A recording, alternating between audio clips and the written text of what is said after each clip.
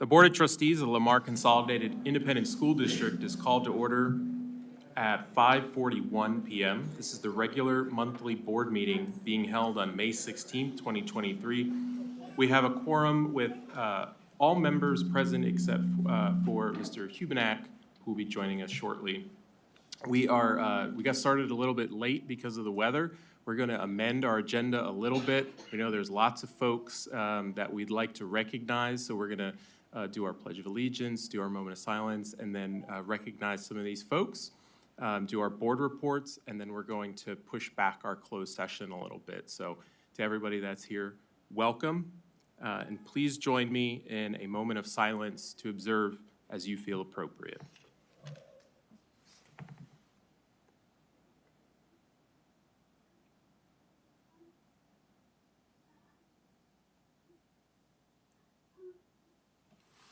Please stand and join me for the Pledge of Allegiance and the pledge to the Texas flag, led by Roberts Middle School sixth graders Aubrey Cracker and Hannah Cracker. I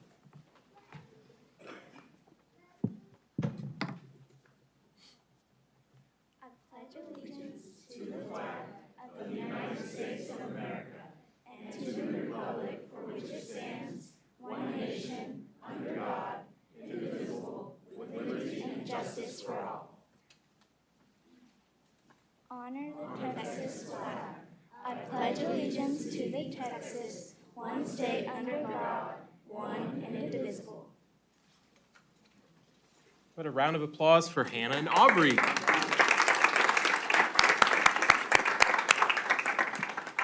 Thank you very much, ladies. Everybody may be seated. And I'm going to turn it over to Dr. Nivens for introductions. For recognitions.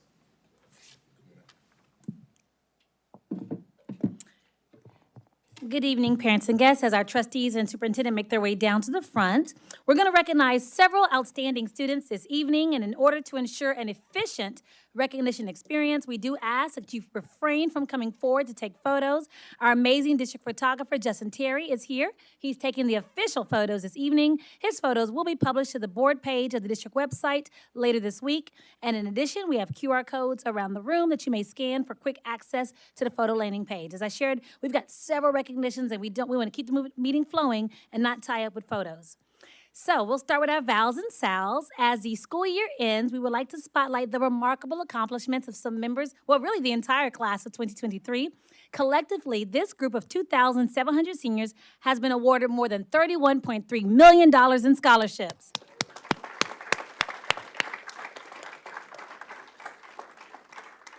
We've got 5 different graduating campuses this year: Foster, Fulshire, George Ranch, Lamar Consolidated, and Terry High School. And this evening, we've got our valedictorians and salutatorians from those 5 campuses. We're going to start things off with Lamar Consolidated High School, where the principal is Miss Sierra King.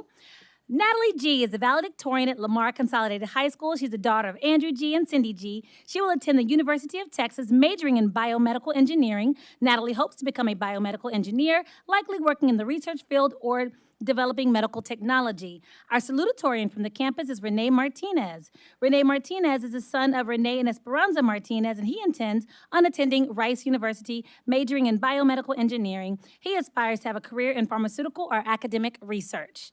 Congratulations to our Lamar Consolidated High School, Val and Sal.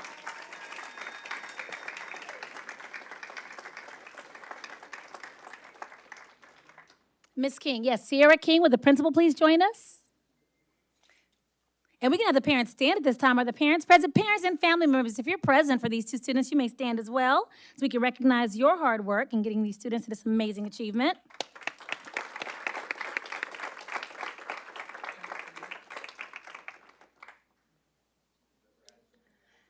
Okay, we're going to do Terry High School, where the principal is Brian Roberson. We're going to recognize Pamela Arigging. She's a valedictorian at Terry. She's a daughter of Evilia and Jorge, and she will attend Sam Houston State University, majoring in victim studies. She plans to pursue a career as a victim's advocate and eventually a prosecutor.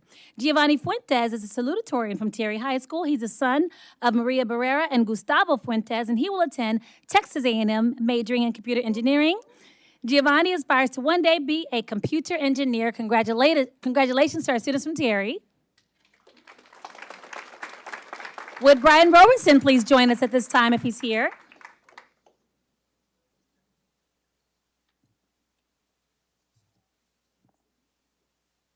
I called. Yeah, Brian Robertson, if you're here, would you please join us at this time? Stuck at the light. Okay.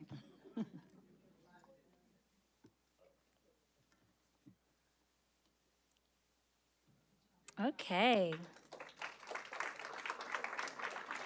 So from Foster High School, where the principal is Jerry Kipping, we've got Andrew Kuntz. He's the valedictorian. He's the son of Cheryl and Troy, and he will attend Texas A&M University, where he will double major in business and finance.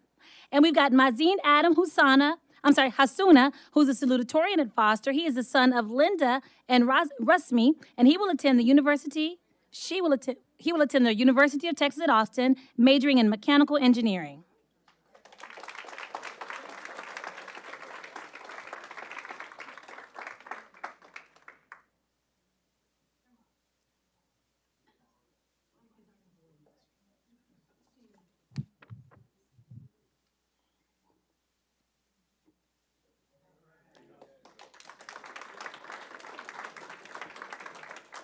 Our next scholars are from George Ranch High School, where the principal is Heather Patterson. Alexis Prevette is a valedictorian at George Ranch High School. She's the daughter of Carrie and John, and she will attend Northeastern University in Boston in the fall. At Northeastern, she'll be a part of the Explore program for undeclared students.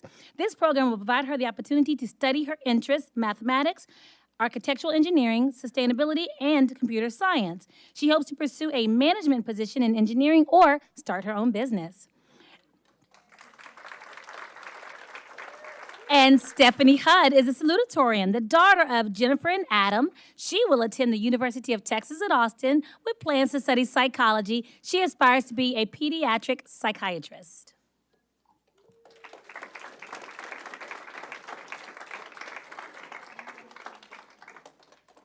Heather, there we go. Well, I didn't ask Heather. Let me do one again. We only did the first school.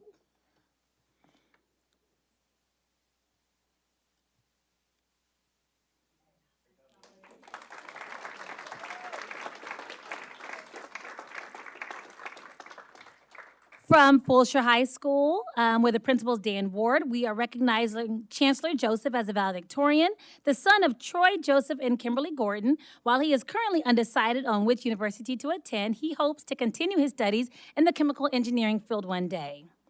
Sadneet Shaw is a salutatorian for the class of 2023 at Fulshire, the son of Jagisha and Yuden. He intends to attend the Honors College at the University of Houston with a concentration in biomedical and biophysical sciences, being pre-med. And after finishing his undergraduate studies, he plans to enroll in further postgraduate studies to become involved in the healthcare setting, hopefully as a physician.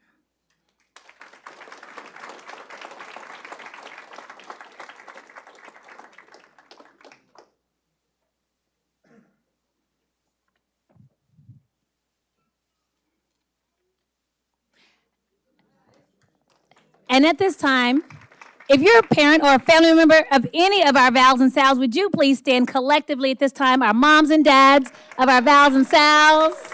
Thank y'all so much.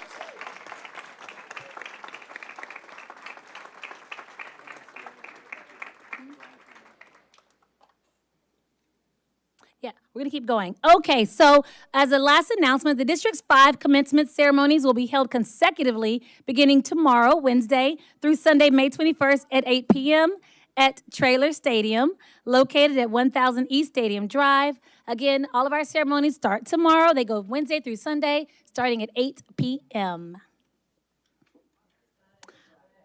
All right, we're going to move on to our CTE student orgs. The CTE department has been busy again, and we've got more recognitions for some of our CTSOs this month. Let's start with the Family, Career, and Community Leaders of America. Come on in. This year, we've got 3 young ladies from Reading Junior High who will advance to the national level of competition, advancing in the area of Focus on Children, which is comprised of a child development project, is Emily Stevens and Cody Kent.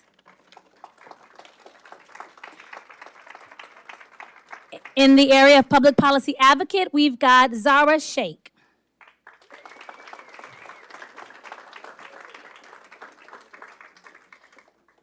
Our students competed in 12 different events at the Technology Student Association State Leadership Conference.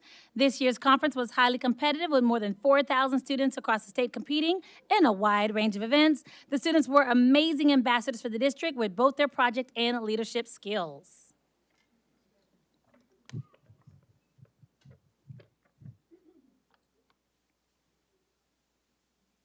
Thank you. So this year was the inaugural year for George Junior High, and under the guidance of their advisors, Dion Serrano and Kelly Goodman, all 6 students who competed placed in multiple events and advanced to nationals. In coding, receiving 3rd place, we've got Sophie Chupin and Edelise Dillon. In medical technology issues, placing 3rd, we've got Edelise Dillon, Valeria Garcia, Brooklyn Green Gardner, Anastasia Martinez, and Deja Richardson.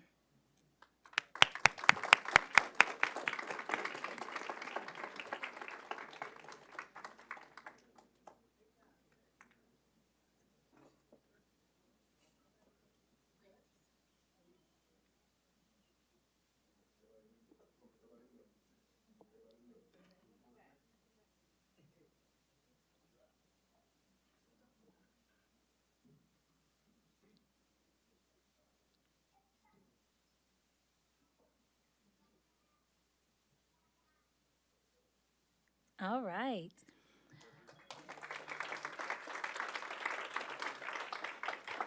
From Terry High School, working under the guidance of Emily Gresham and Dion Serrano, we've had also a very strong showing for their 2nd year of competition in manufacturing prototype. We placed 3rd, and that was Celine Falaha, Michelle Garcia, Octavio Garcia, and Diego Sada.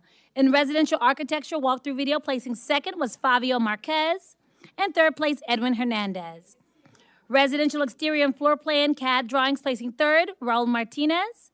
Residential multisensory single home CAD drawings, best in state, Diego Sada. And structural design and engineering state champion, Julian Solano and Kevin Solares.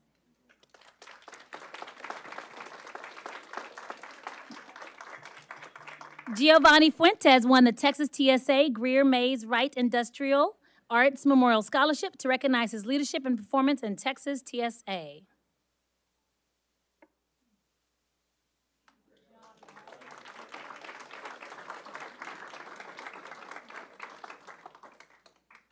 From Foster High School, placing 3rd in forensic science, Romina Rincon, Isabella Wynn. This is the 2nd year in a row that they've advanced to nationals for this category with their advisor, Karen Bodie.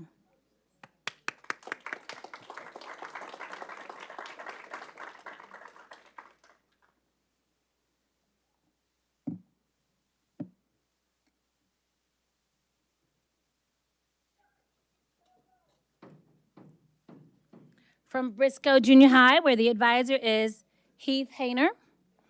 Middle school forensic technology team placed 2nd, where the students take a test, demonstrate forensic skills such as fingerprinting, DNA, counterfeiting, and forgery. Then they participate in an interview. We've got Isabella Payne and Brielle White. For middle school flight, we've got Toby Garza placing 1st, Delaney Lovechick placing 3rd.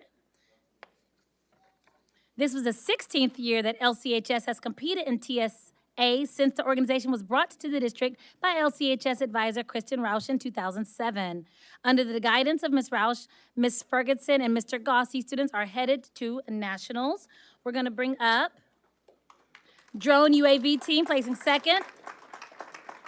Cesar Alanis Irachata, James Bennett, Chase Chang, Mateo Rivera Hemmer, Joshua Thomas, Kendrick Tercios, Systems Control Team placing 2nd. Giovanni Alanis, Aman Amin, Area Totem Pudi. In Senior Solar Spirit placing 4th, Xander Grasa and Joshua Thomas. Fashion Design placing 3rd, Aiden Moody, Bailey Bird, Jackson Moten, Sophia Dalton. We also had 2 students elected to state office, Hayden Chang, who is now the secretary for Texas TSA, and Bailey Bird will serve as president. Bailey will have the added responsibility of sitting on the Texas TSA Board of Directors with elected adults from across the state. Congratulations, students.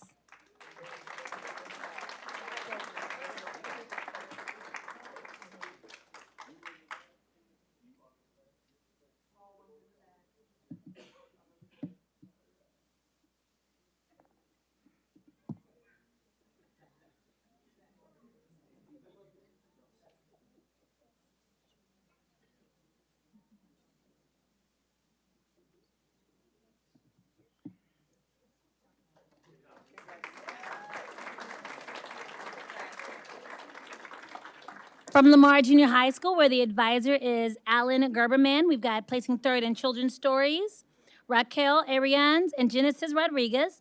Off the grid, placing third, Hannah Chung. And Chioma Okechime, Leah Zinkel. Junior Solar Sprint, placing third, Abigail Herrera, Manuel Reyes, and Jonathan Thomas.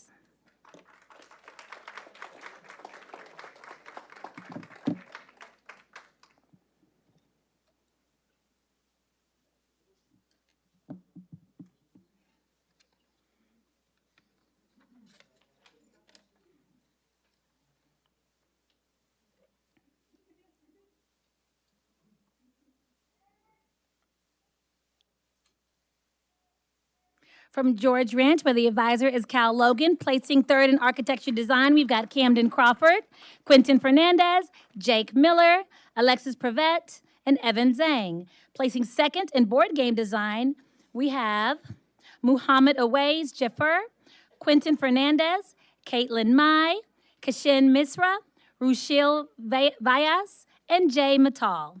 Placing third in Dragster design, we've got Jacob Petmicky. In flight endurance, placing fifth, we have Joseph Lay. In geospatial, placing first, we've got Quentin Fernandez. James Lockbickler and Alexis Prevette. Placing third on the chapter team, we've got Kenshin Mirsa, Alexis Prevette, Ryan Skinner, Jang Ying Zong, and Adam Vevus. Essays of technology, we've got Daphne Seraphim. Congratulations, students.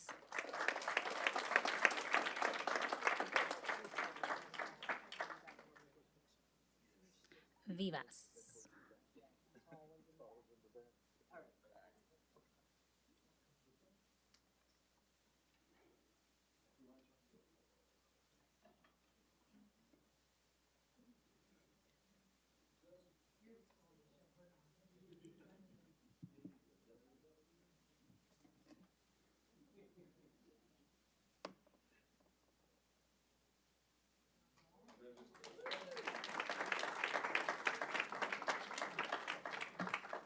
From Reading Junior High, where the advisor is Jonathan Murray. Placing first and off the grid, we've got Luke Brock, David Flores, Charles Hadelman. Placing second in children's stories, we got Lily Miner and Grace Whitehead. And placing in structural engineering, we've got Luke Miller. Congratulations, students.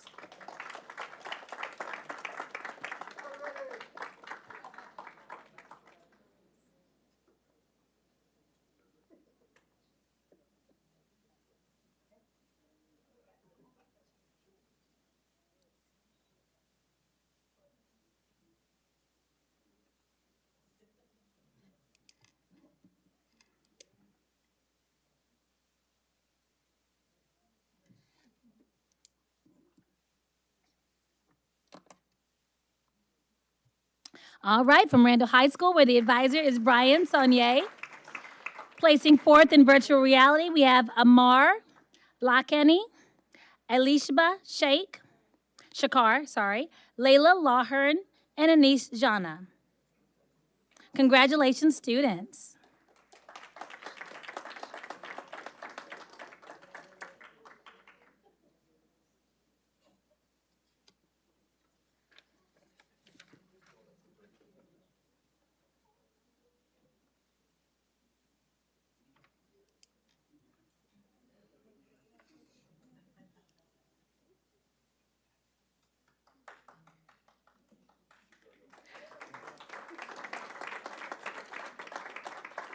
And our last campus, Lehman Junior High had a student chapter growth of over 900% from last year.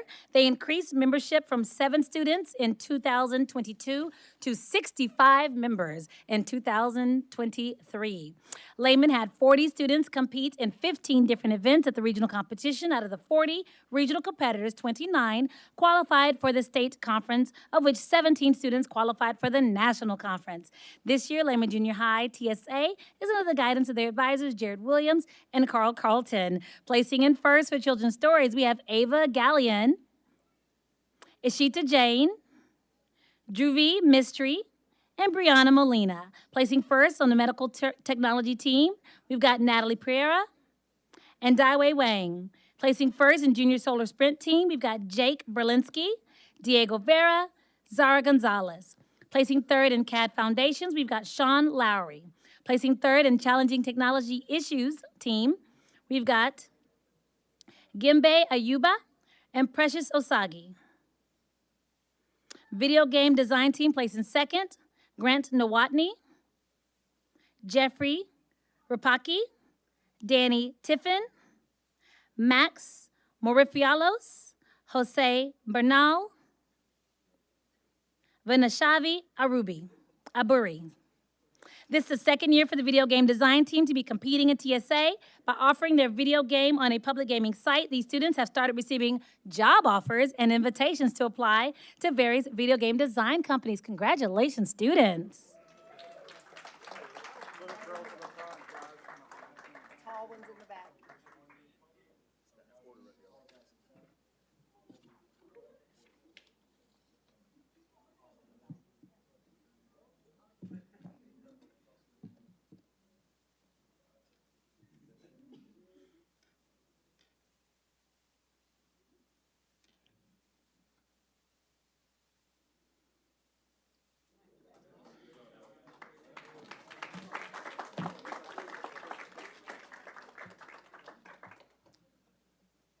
Dr. Nivens, Mr. President, that concludes our recognitions at this time.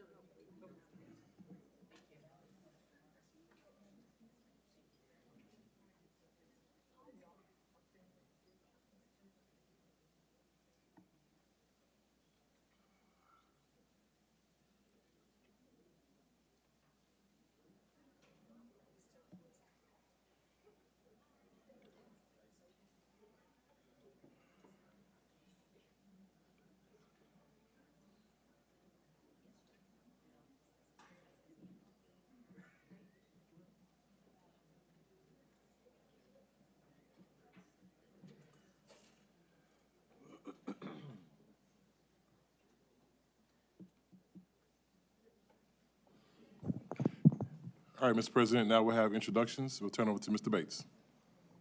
All right. Thank you, Dr. Nivens. Good evening, Board of Trustees. Tonight I bring to you for recognition new district leaders for the 23-24 school year in LCISD. First up, we have Dr. Chad Jones, who will be replacing our current Executive Director of Technology due to retirement. Dr. Jones was born and raised in Angleton, Texas.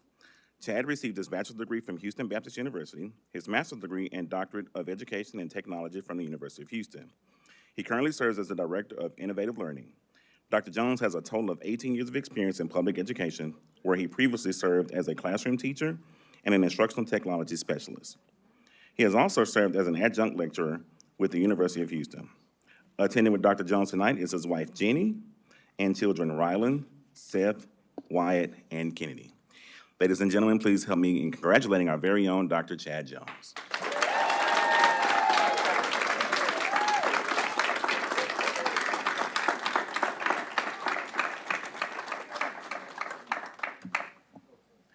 Next, we have the principal of Tamron Elementary, Mrs. Ruth Reha. Mrs. Reha was born in Dayton, Ohio, but raised in a small town of Jordanton, Texas, just south of San Antonio. Ruth received a bachelor's and master's degree from the University of Texas A&M at Corpus Christi. She has a total of 23 years of experience in education, where she has previously served in the role of classroom teacher, assistant principal, and campus principal. Attending with Mrs. Reha tonight is her husband, Chris, and her son, Seth. Please help me welcome Mrs. Ruth Reha.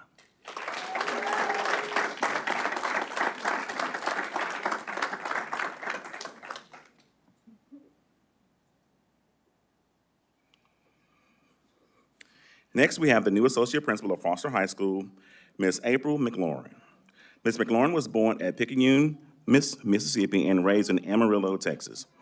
April received her bachelor's degree from Texas Tech University and her master's degree from West Texas A&M University.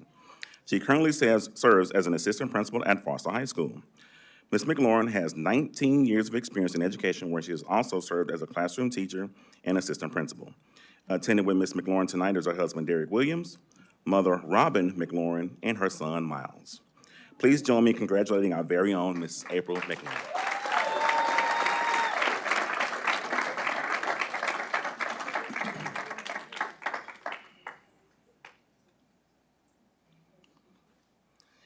Next, we have the new Associate Principal of Jordan Trench High School, Mr. Jesse Trey Watkins. Mr. Watkins was born and raised in Waco, Texas. Oh, at Fulshire High School. I'm so sorry for that. At Fulshire High School, not George Ranch High School. Mr. Watkins was born and raised in Waco, Texas by his parents, who are also secondary administrators for 25-plus years in education. Jesse received his bachelor's degree from the University of North Texas, go Mean Green, and his master's degree from the University of Houston, Victoria. Mr. Watkins has 8 years of experience in education, where he has also served as a classroom teacher and assistant principal. Attending with Mr. Watkins is his wife, Deja Renee, and their son. Ladies and gentlemen, please welcome Mr. Jesse Watkins.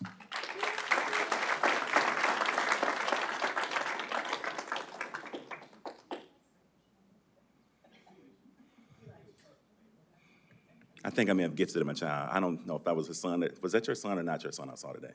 No son? No, we left him at home. Okay.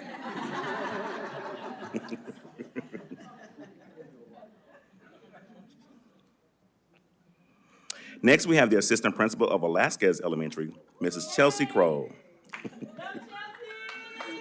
Ms. Crow was born and raised in Gowanda, New York, a small town south of Buffalo, New York. She received her bachelor's degree from State University of New York at Fredonia and her master's degree from the University of Houston, Victoria. Ms. Crow has 9 years of experience, all in Lamar CISD, where she has served as a teacher and instructional coach. Attending tonight with Ms. Crow is her husband, Aaron, and son, Isaac. Ladies and gentlemen, please join me in congratulating our very own Mrs. Chelsea Crow.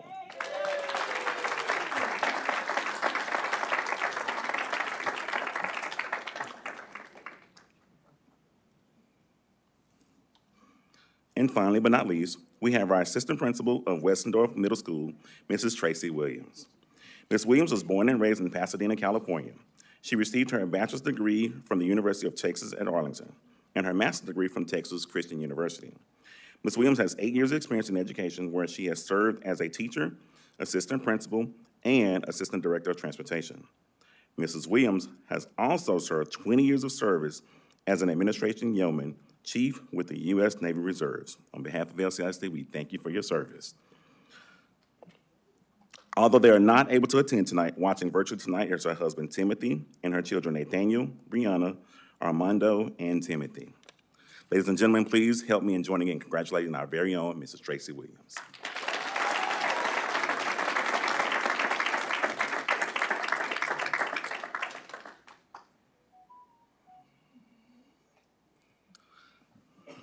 President Hunt, that concludes all presentations for introductions tonight. Thank you, Mr. Bates.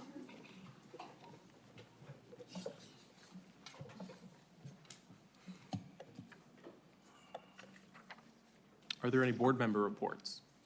Mr. Welch. I've been very busy since the last meeting. However, in the sake of time, I have printed them out and I have given a copy to our executive assistant, the board's executive assistant, Mrs. Barbara Johnson, and I've asked her to include them in the minutes of the meeting.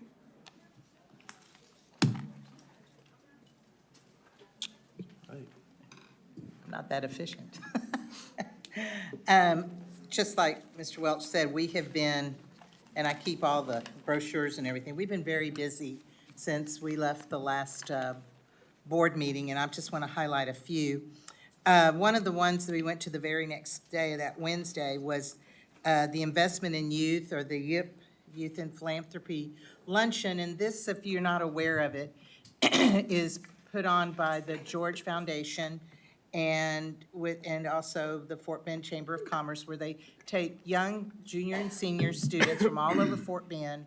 They have to apply, they put them in groups, and they have to do, work together as a group for several months and do, at nonprofits. And at the end, they can write up to have a scholarship.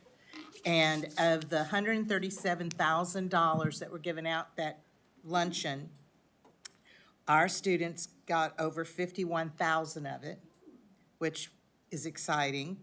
But they give 1,000, 1,500, 2,000, 2,500, and 5,000, and only 5,000 scholarships. And our Natalie Gee from Lamar High School won that scholarship. There were others, but I just had to highlight her because that's a feat on its own, that if there's only 3 of the top, and because these kids come from all over Fort Bend County, whether it's private school or public school, that can be in this program. So that was very exciting.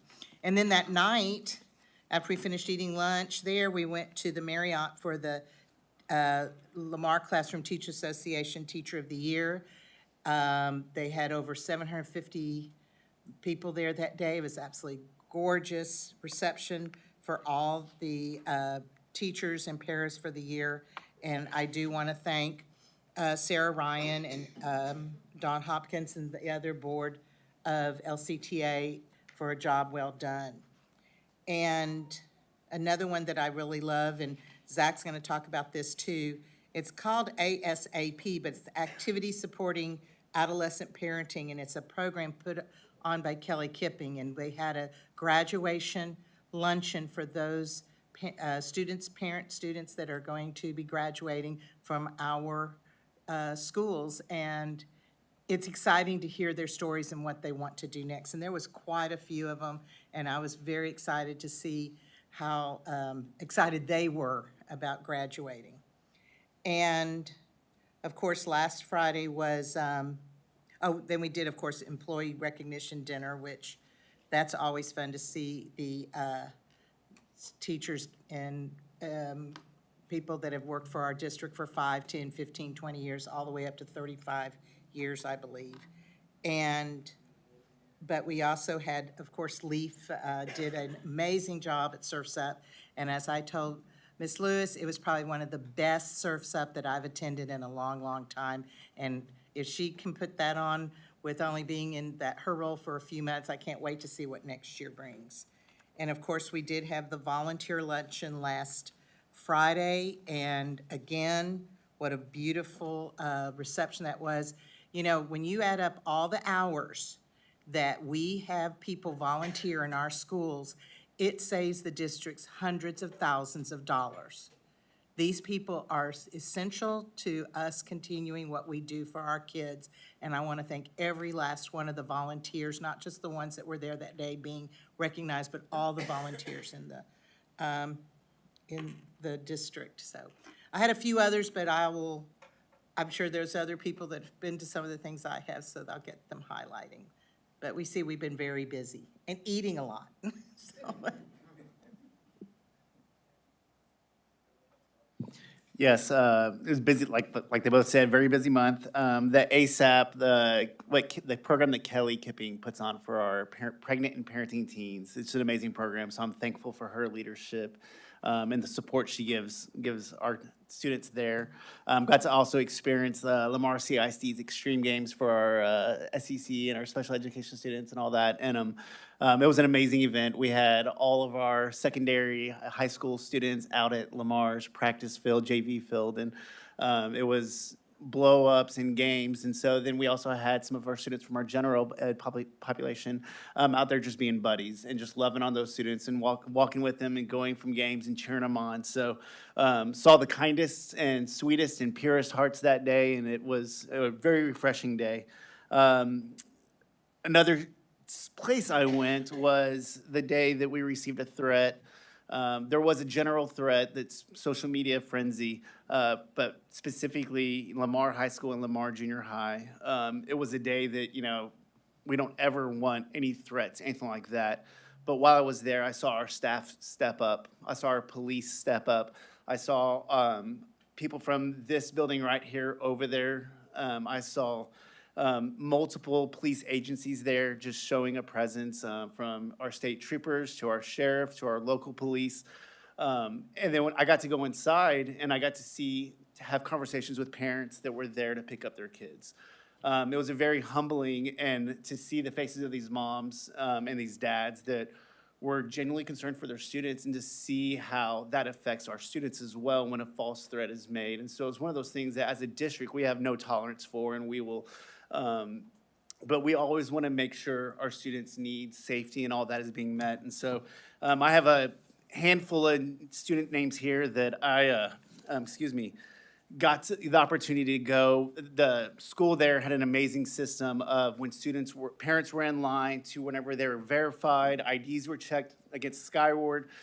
We had police officers there, and so I got the opportunity to go get these students plus some more out of their classrooms and walk with them and get to talk to these students about that day and those events. And so it's very humbling for me, but also to be able to assure these students, and I got these names, and so they're not just a number for me now. I got the classroom they were in at that day, and but I'm extremely proud of our police force and our staff, the way when we learned there was something going around social media, they stepped up. And I'm thankful for all the other police agencies that were there outside, inside the school, making sure that everything was going the way it should. So, but I got these students' names now that it's more than just a name for me now. And then we had a safety and security meeting, which was after that, it was planned. So the fact that as a district, we're constantly meeting about safety and security is awesome. And then on Saturday, I got to go to an event out in Katy ISD where I was invited to by some of our LCISD parents. And I'm going to butcher their names, and I'm going to try not to say it, but it was brought on by one of our Hindu societies in the area. But it was a day where the Hindu society got to come and pay respects to teachers. And so they invited multiple people. I was there with some Katy ISD school board trustees, and so we just got to sit there and experience and learn. And so for the families that I now have a relationship with out in Fulshire, to see the respect that they have for teachers, and the honor that's in just education itself was very refreshing as well. So I'm thankful for that family for inviting me out so that I can experience their culture. And so it helped me get a better understanding of, we're here to serve all of our students. And so now I have another new relationship in the district of a family that I have a name and a face to, that I get the opportunity to, partake a part of their celebration, which was awesome. Well, I think y'all covered most of everything. I went to the ASAP lunch, and kudos to Kelly Kipping. She always does such a great job. Superintendent for the day lunch, that was a lot of fun, of course. They really did a great job. That young man was taking that job seriously, I'll tell you that much. Yes. And then I also got to attend the Foster High School Senior Direct project that the theater kids do, where when they're a senior, they get to direct a little play for the other kids. So that was really fun. So but that's about it.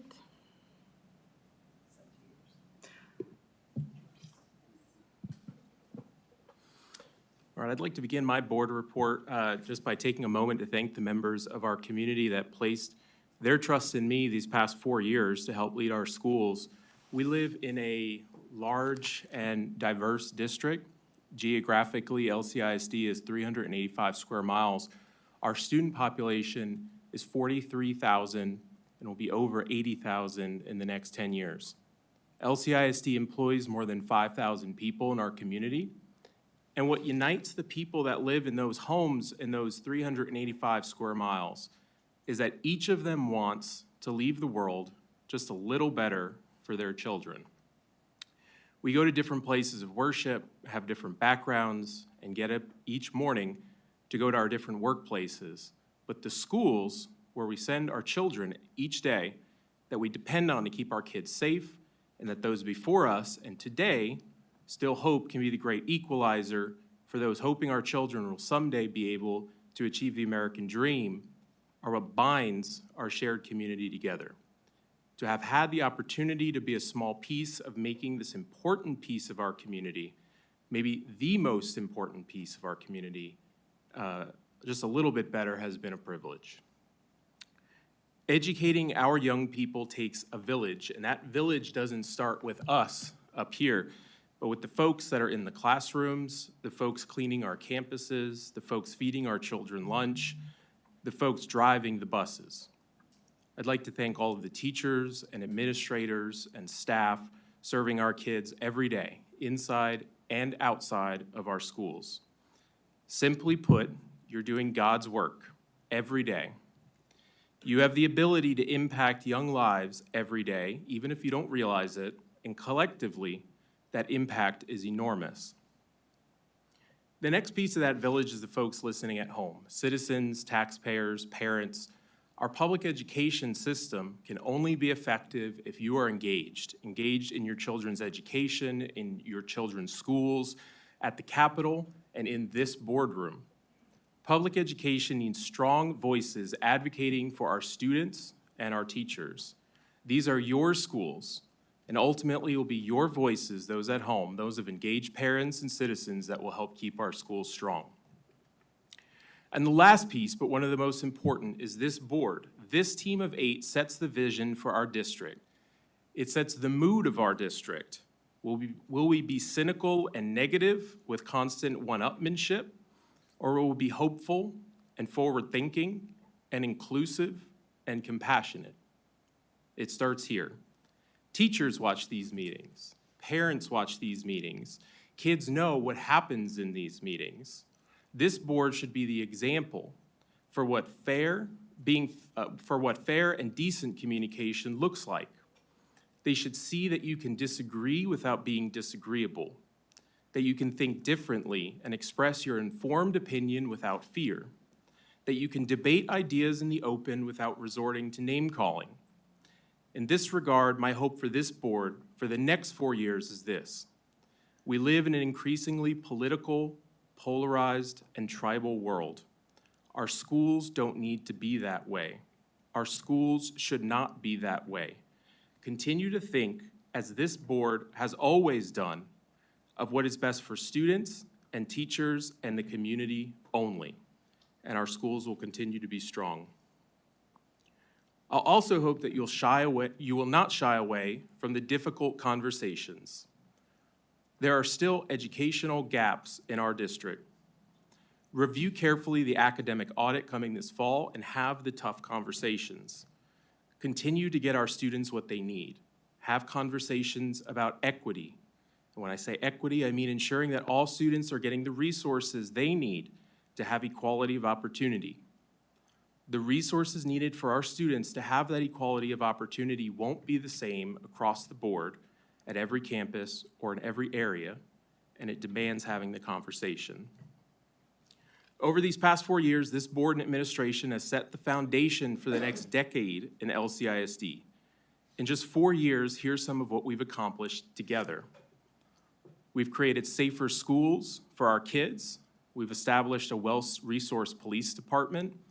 We've embarked on a bold plan to place a police officer on every campus, one that is not anywhere else of a district our size or in a district in our area.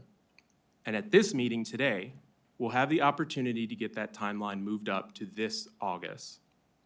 We've planned for more schools by putting in place a plan to reduce overcrowding, by building 17 schools in the next 4 years, a plan that I think some would think would be unthinkable just 4 years ago.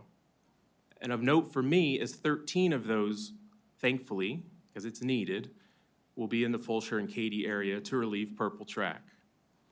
We passed 2 bond initiatives at over $2 billion to help keep our schools safe and our school community moving forward. All the while lowering our school taxes over 10% in 4 years to provide much-needed relief to families.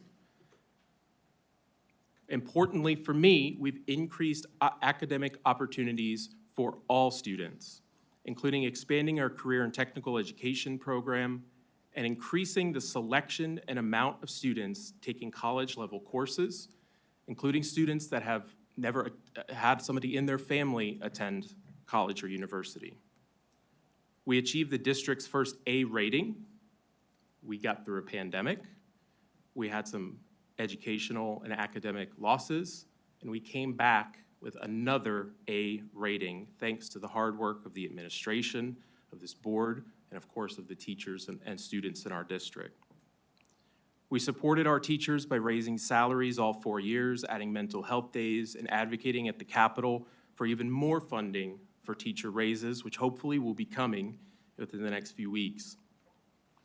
And across all areas, we've increased transparency by live streaming our meetings, increasing communications with our parents, and creating more access to information on these bond projects. And perhaps the most important job, as Dr. Nivens steps out, I'll tell you a few things about Dr. Nivens. Perhaps the most important job of any school board is, for the first time in 20 years, we selected a new superintendent to lead our schools. Dr. Nivens has served for 2 years now as our district's chief executive officer. We chose a man with integrity, with leadership ability, and a man who's in public education because it is his calling. We chose a man who knows what it's like to get ignored and left behind when public education doesn't work.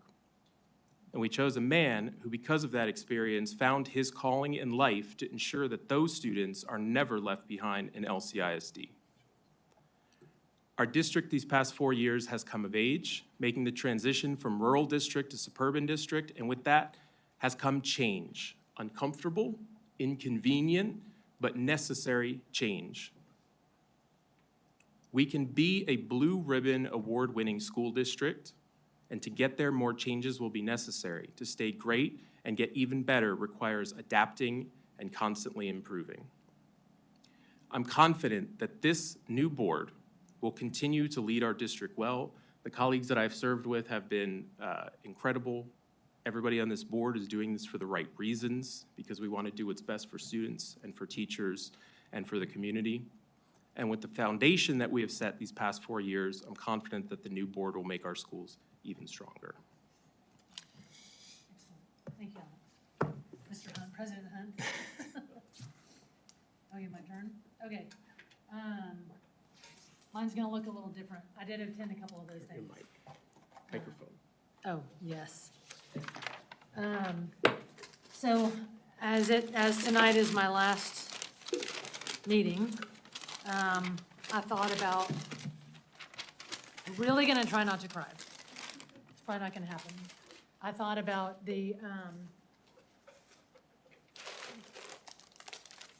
my time on the board, and I wanted to honor some of the, do what? Yeah, we I wanted to honor a few people that don't normally get to come in this boardroom, or, you know, don't, maybe they just love board meetings, I don't know, maybe not anyways, but, so after the last 4 years,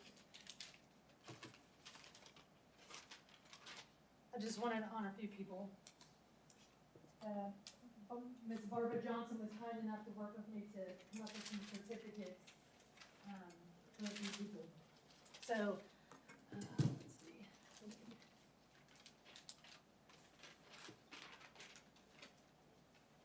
Last one, of course, it's the last one. Miss Anita, is Anita here? Will you come up here, please?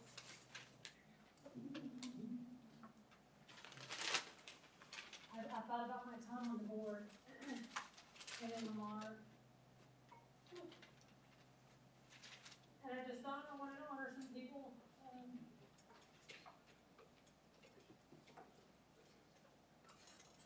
Y'all know Anita. She sits at that desk. Don't pick, oh, just, these aren't gonna be good pictures. She sits at that desk, and every time I walk in, she has the best smile, and she gets up and she comes around and she gives me a hug. Proverbs 15:30 says, "A cheerful look brings joy to the heart." And that verse reminds me of Anita. And so I wanted to give you this award It says Certificate of Appreciation to Anita Gray for exemplifying what it means to be the one and providing extraordinary service to the Lamar Consolidated Independent School District family and community. So thanks for always having that cheerful smile and that hug ready for me when I get here. You're wonderful. I'll miss you.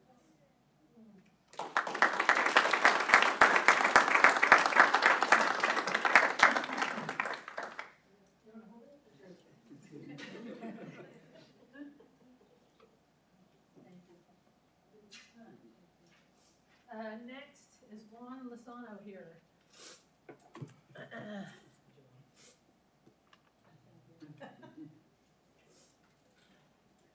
Hold on one second. Joe's not here, right? I got plenty of time? All right.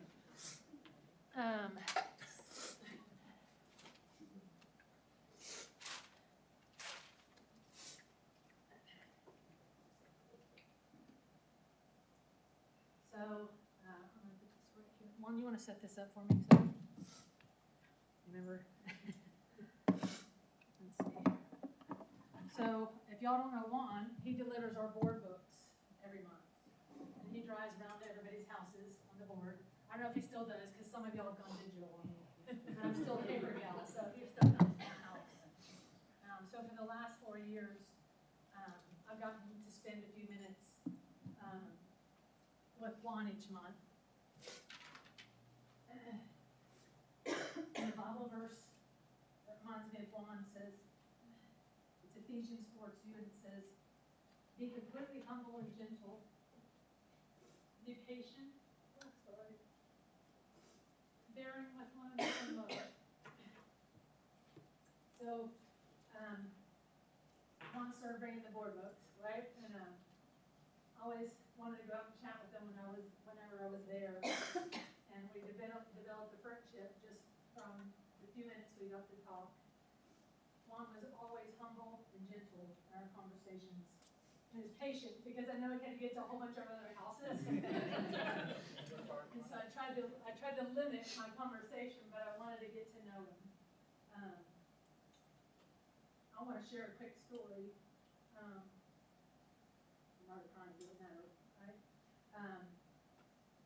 The first, I think most people here know that my son, my husband, our son went to heaven, went to be with Jesus August 15th, 2020. And that following Mother's Day, the night before Mother's Day, there was a car that pulled up our house. I was like, what was that? And I went on the porch. And this was on my porch. And it had a note, and it was from Juan. He made that for us. And I thought, wow, these are the kind of people that are working in Lamar. I don't know if he had ever even talked about my son, but he knew, and he thought about me. And the day before these big events is always the hardest. And so I know the Lord is just such a blessing. And so, Juan, I wanted to give you this.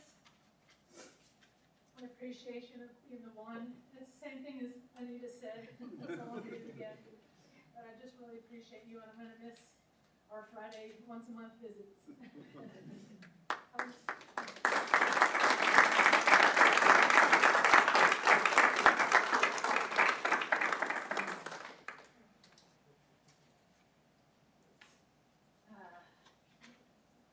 Coach Rice.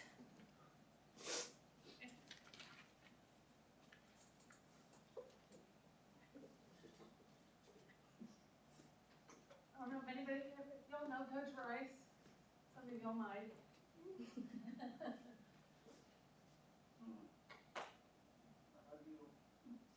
So Coach Rice is what's your official title, Dickinson? PE teacher.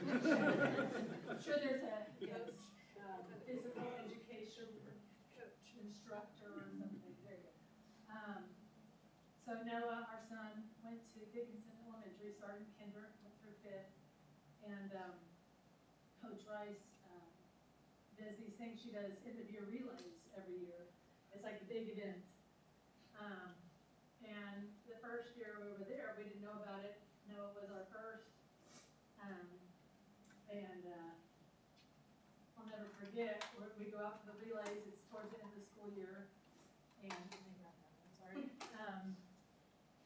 Noah had made it on the relay team, so it's 4 boys, 4 girls, and I think there's an alternate maybe, is that right? Still the same? Yes. Okay. Can't change it. Can't change it.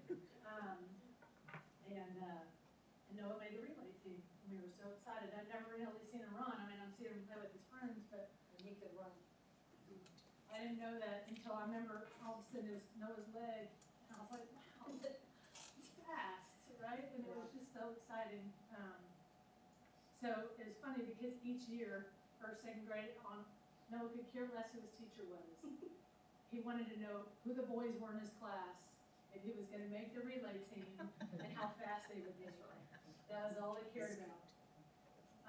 And he did make good grades too, but that was the exciting part. So teachers are there to educate, but the hope is that they'll also inspire and bring talents out in the kids that they have. And so when Noah was a freshman in high school, his last year with us, it was Coach Rice's birthday, and he did a video for her because he always said, she's my favorite. And she inspired the running with him, and to know that she gets to touch and be a part of every kid's life at that school for year after year after year, because you are the PE teacher. She's so beloved, so I know she has this effect on many, many people. I know who my favorite teacher was from school, and so I know I can genuinely say that Coach Rice, you would have been Noah's favorite teacher. And he told me that. So I just wanted to give you this, and thank you for being so wonderful for so many students. I heard you were going to retire this year, but you're not, so I'm pumped. So you get a couple more years out of you. Thank you for allowing me to teach you. For both. And through it all, we still keep in touch, and she still prays for me and all the sweet things she's done, so I appreciate you. You'll always be my Noah. Thank you.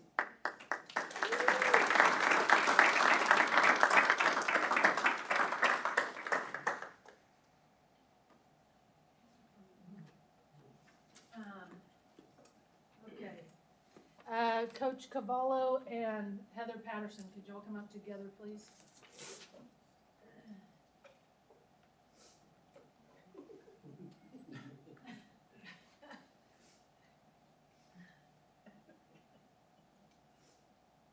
So I don't know if everybody knows these two lovely people. This is Heather Patterson. She is the principal at Georgia High School. The best. Hugger. Thank you.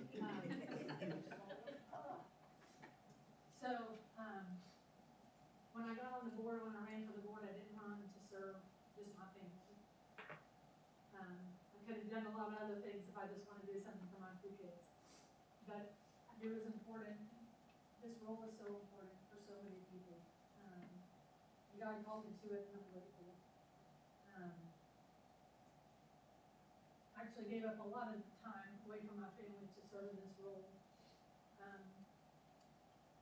When Noah went to be with Jesus, I was the president of the school board. It was in August. And so graciously, this board allowed me to take some months off. And at that point, I told, in my mind, I was like, I'm done. That's it. And then Dr. Randall called and said, I'm retiring. And so the Lord told me, you're going back. It's time to go back. Since I didn't run for my 2 kids, I thought, how am I going to keep going? I spent many months mourning with Noah's friends, and we mourned together, and we leaned on each other. I didn't know how I was going to go. I still really can't step in Dickinson Elementary. I tried, it didn't go well. But I knew Noah, all of Noah's friends were currently at George Ranch. And so I was like, I gotta do it. But I can tell you that without these 2 people, that wouldn't have happened.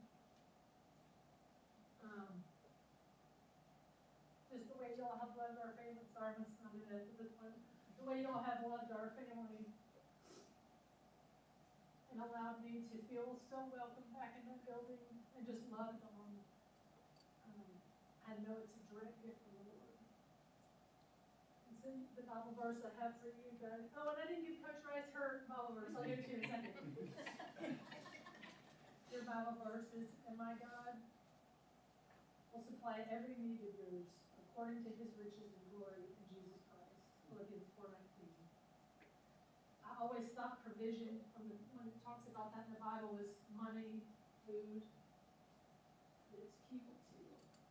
And so I know that y'all are direct provision from the Lord. So that I can continue on this. So many people have been provisioned, but I just needed to make sure that y'all are recognized for all the love and support that y'all give in our family. So thank you. Here's your certificate. Here's yours, sir. All right, Justin.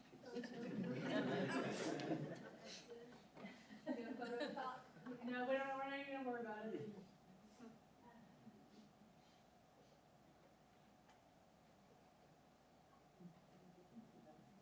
Real one, a proper hug.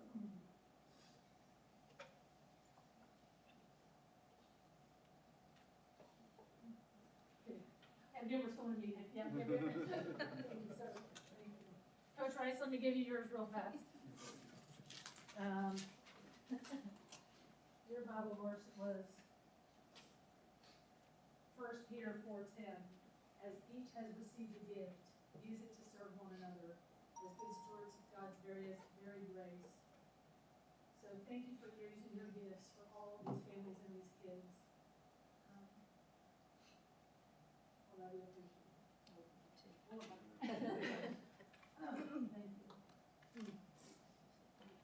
Oh, no, this is my cheat sheet. You have to memorize the verbs.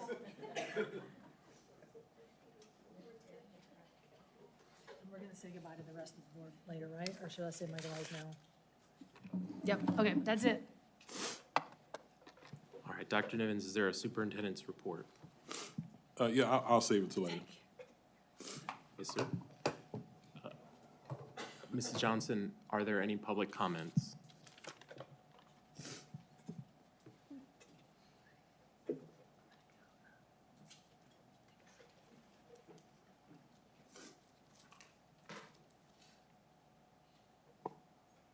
If you wish to address the board, you must fill out a card and submit it before the presiding officer calls the meeting to order.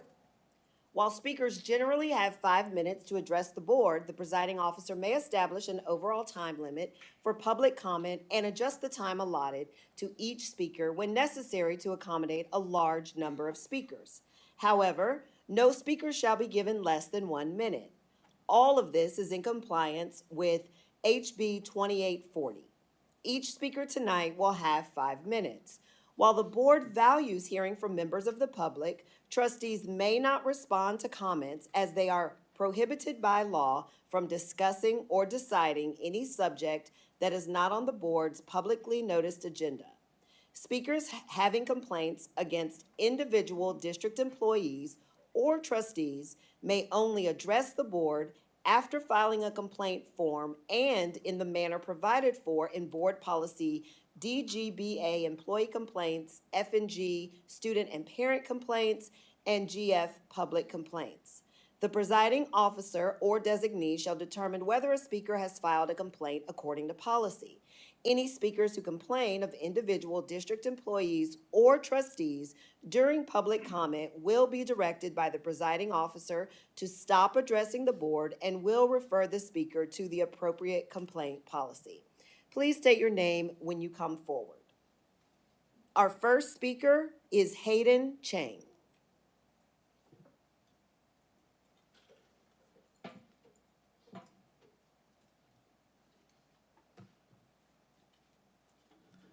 Good evening, members of the board and attendees. My name is Hayden Chang. Can I start? Okay, thank you. I'm here to inform you about 2 programs I'll be leading this summer, hopefully held at the George Memorial Library. Days are tentative right now, but I'm hoping to spread the word so people know about it ahead of time. I'm all about making sure people know more, and I figured this would be a good start. The first is Professional Development for Teens, or PDT as I like to call it. I'll be going over how to look professional, your interview skills, and how to keep track of your time on a busy schedule. All of these are necessary skills to transition from high school into college or work life.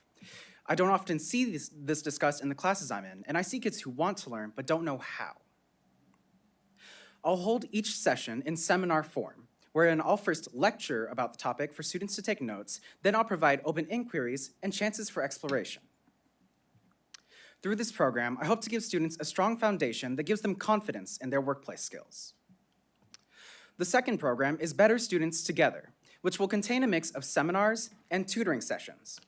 Seminars will be devoted to, will be devoted to lessons on how to study, building studying habits, and much more. Tutoring sessions will be halved into open classroom and focus tutoring. Open classroom is essentially a full curriculum of a subject over the course of summer, starting around the beginning of July to end of June, all the way to mid-August. Depending on how many volunteers and helpers I can get, we will be able to teach around 5 courses this summer.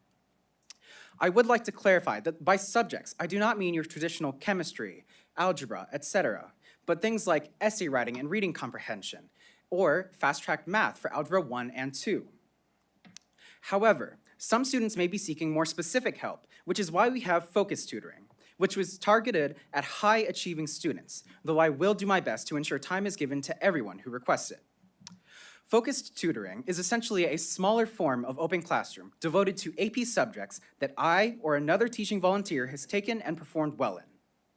For example, AP Biology, AP Art History, and AP Chemistry are all subjects I've taken with a consistent 90+ average. Focused tutoring will have the same time frame as open classroom. Students will receive a complete review of all the concepts necessary to pass the AP test using reliable, AP-centered textbooks to guide the curriculum, and experienced students to cover any gaps and provide student-centered assistance. I want to inspire and uplift students with this program. And I want to be frank, this may be a Lamar High School specific problem, but our reputation is not great.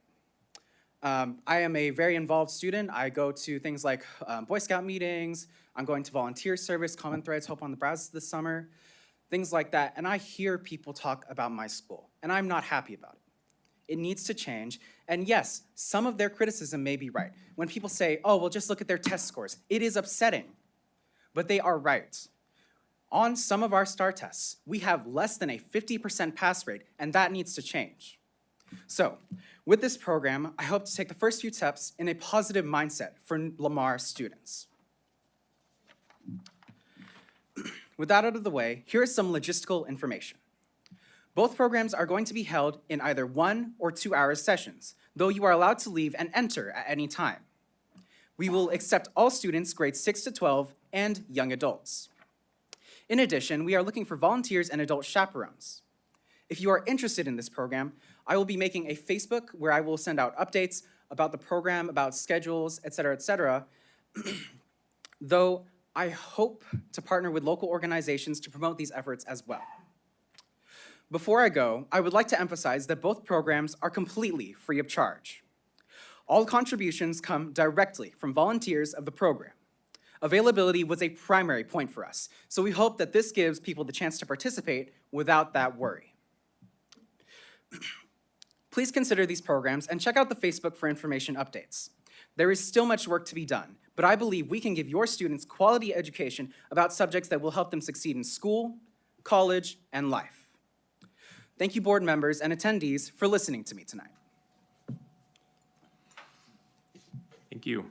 It's 6:51 p.m. We're adjourning to closed session pursuant to Texas Government Code Sections 551.071, 551.072, 551.074, and 551.082, the Open Meetings Act, to discuss personnel, land acquisition, or consultation with our attorney.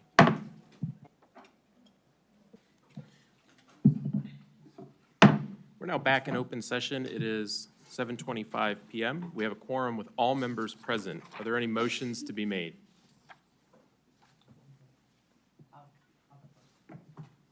Mr. President, I move to approve an increase in price to include broker fee on land as discussed in closed session. Is there a second? I'll second. Mr. Welch seconds. Is there any discussion? Hearing none. All those in favor, raise your hand and say aye. Aye. Any opposed? Motion carries. Are there any further motions? Mr. President, I move that the Board of Trustees approve the hiring of personnel as presented. Is there a second? Ms. Danziger seconds. Is there any discussion? Hearing none, a call for the vote. All those in favor, raise your hand and say aye. Aye. Aye. Any opposed? Motion carries. Are there any further motions? Yes, Mr. President. I move that the Board of Trustees approves option 2, land purchase for the CTE Center. Is there a second? I'll second. Mr. Lambert seconds. Is there any discussion? Hearing none, a call for the vote. All those in favor, raise your hand and say aye. Aye. Any opposed? Seeing none, motion carries. At this time, we'll take action on the consent agenda. At this time, we'll take action on the consent agenda. Are there any items that the board would like to pull?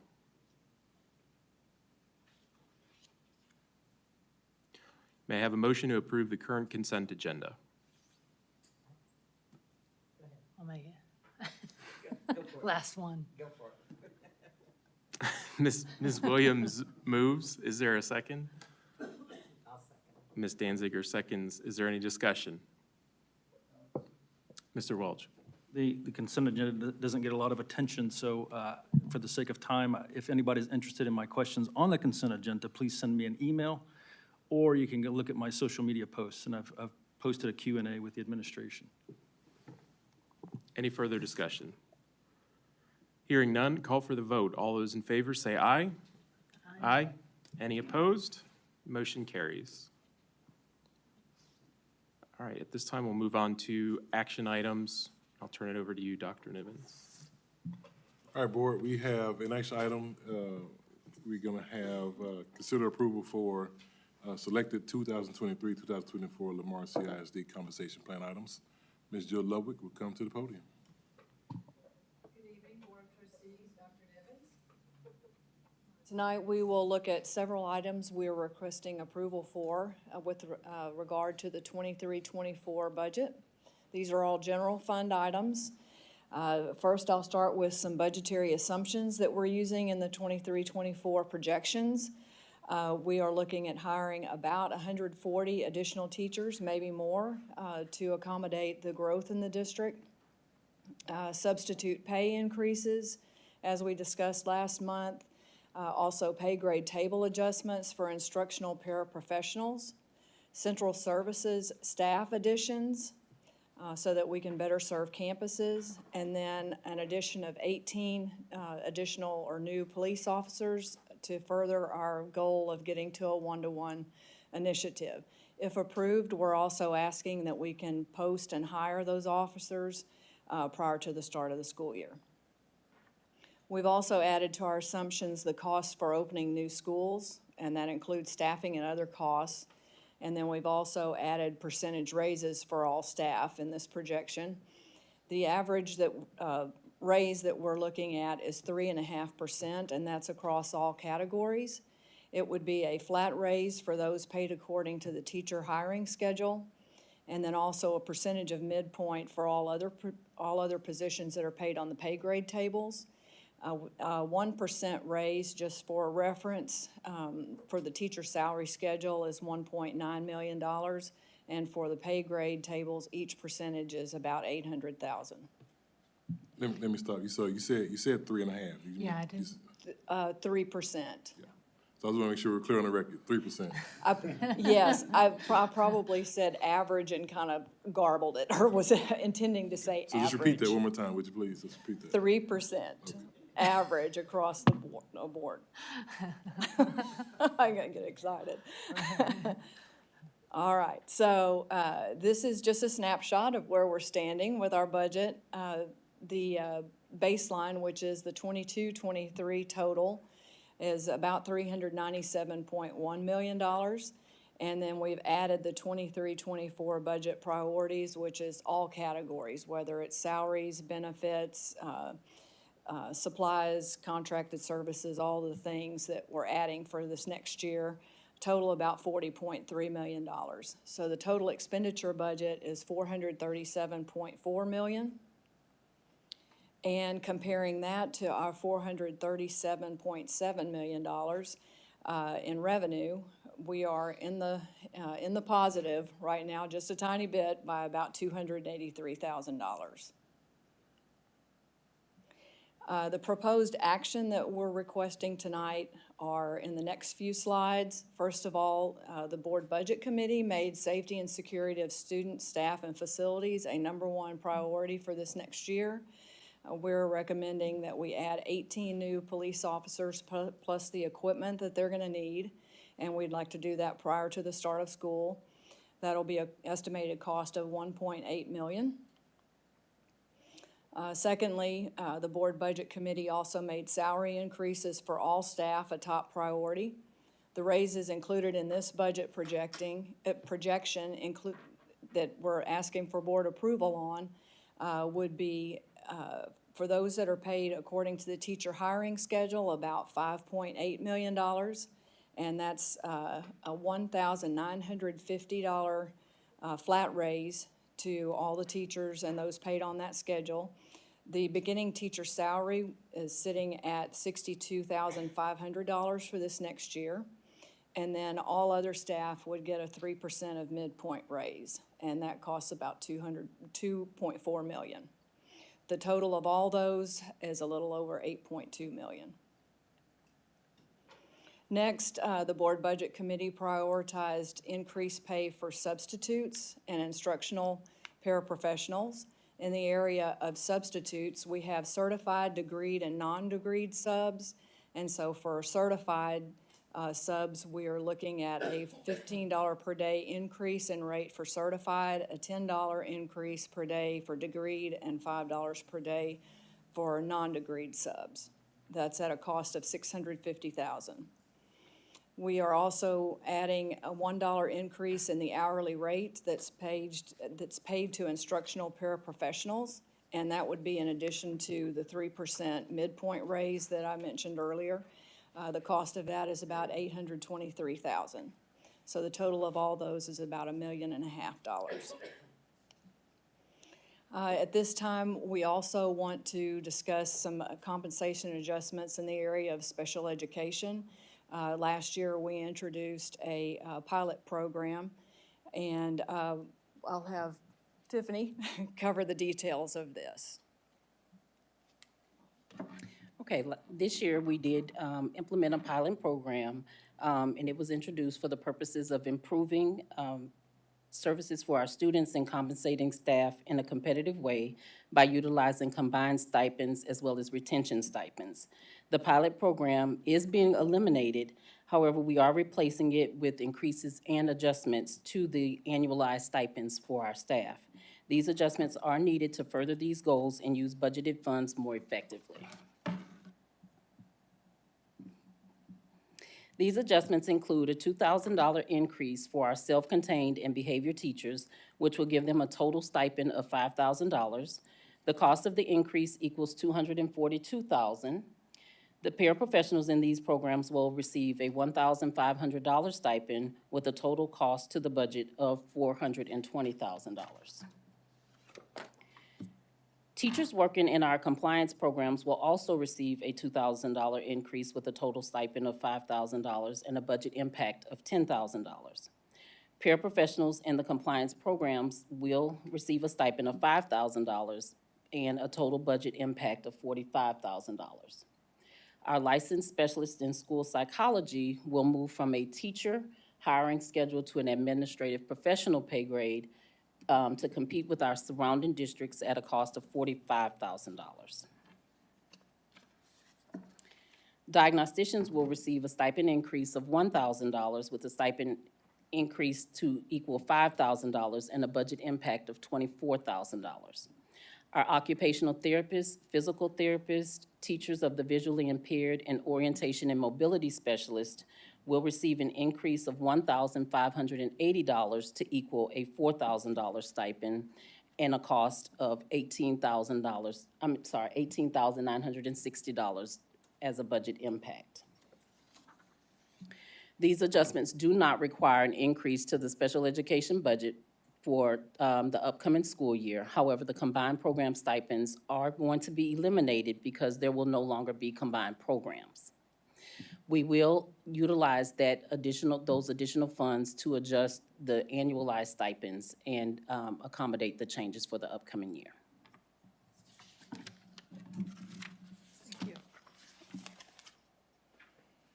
Okay, so a summary of the proposed actions we're recommending are that we add the police officers and equipment for 1.8 million, compensation increases for all staff at 8.2 million, rate increases for substitutes and instructional paraprofessionals for 1.5 million roughly.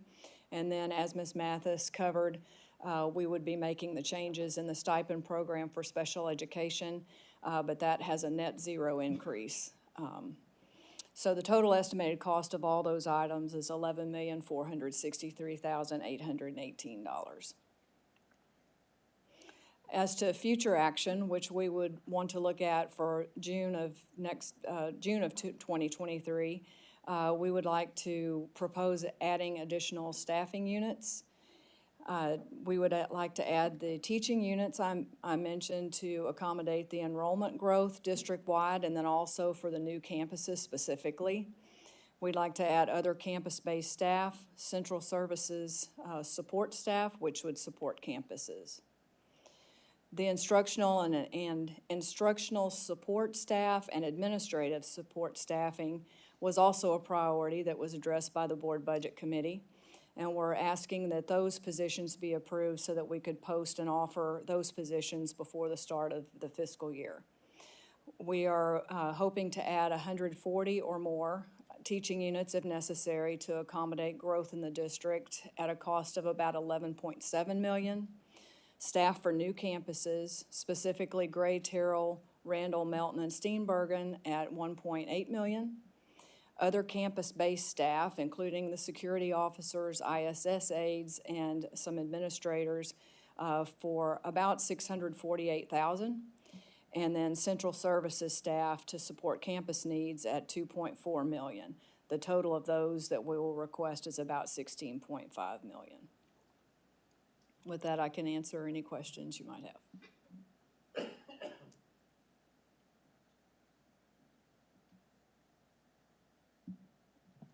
All right, thank you, Ms. Ludwig. Welcome. All right, the chair will make the motion for the board to approve the hiring of additional police officers and the adoption of the selected 2023-2024 LCISD compensation plan increases and adjustments. Is there a second? I'll second. Mr. Welch seconds. Is there any discussion? Hearing none, I'll call for the vote. All those in favor, raise your hand and say aye. Aye. Aye. Any opposed? Motion carries. All right, so board members, we're at the board recognitions section, and I saved my superintendent report to now.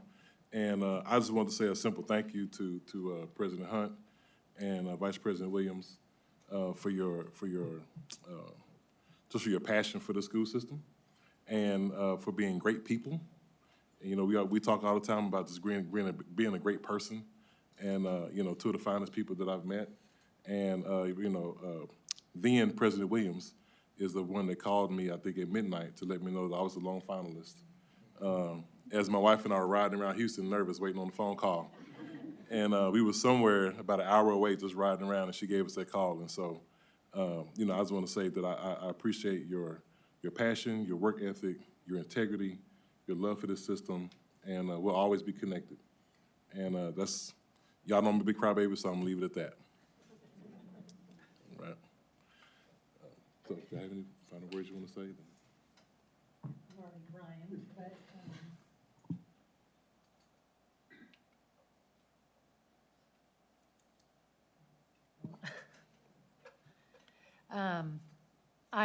I thought about this moment for a little bit.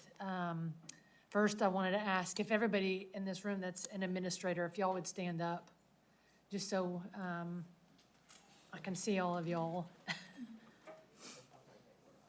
I'm just so thankful to have worked with y'all. You're an amazing team. It's been a pleasure I know y'all don't get, y'all get a, y'all work so hard, and a lot of it's unseen because you're not in a classroom, or you're here a lot, but you're doing so much.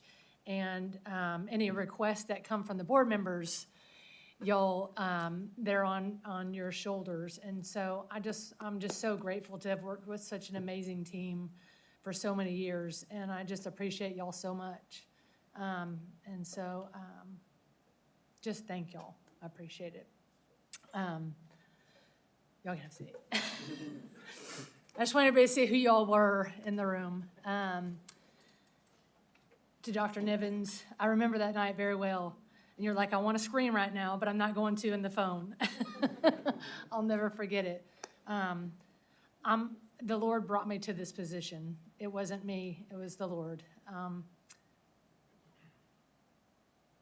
Had I known everything that would go into this position, I don't know that I would have said yes. That's how the Lord works. He gives you a little bit, and then you just take the steps forward. And so that he trusted me with this position is really an honor. That the people, that my community trusted me with this position is an honor. I've answered to the Lord in my votes.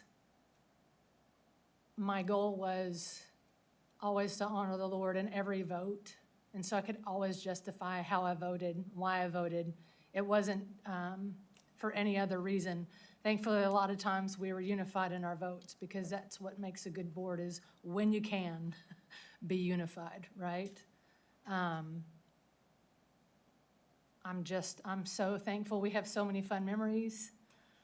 I was saying earlier that you can't, until you've been served on the school board, you just have no idea. And so it's just a special bond that we will always have. And so I've enjoyed serving with y'all.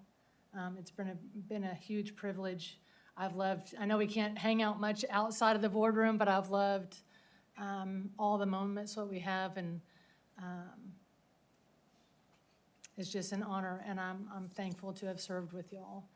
I'm thankful that the Lord brought Dr. Nivens here. It was a direct answer to prayer. And I'm so thankful that you put up with all the stuff you do. I remember at one point my husband's like, when Dr. Randall called and said he's returning, he's like, maybe you should try. I was like, what? First of all, I'm not even qualified. Second, I've seen what they go through. And so thank you for always keeping the kids first, no matter what other stuff comes your way. You're a blessing, and I hope you stay with us a long time. I appreciate this board and how we've tried to be cohesive, like I said, as much as possible, because when we are and we're unified where we can be, the kids win. And so I've seen some other boards and some crazy, so I'm thankful that was not us. But it takes effort.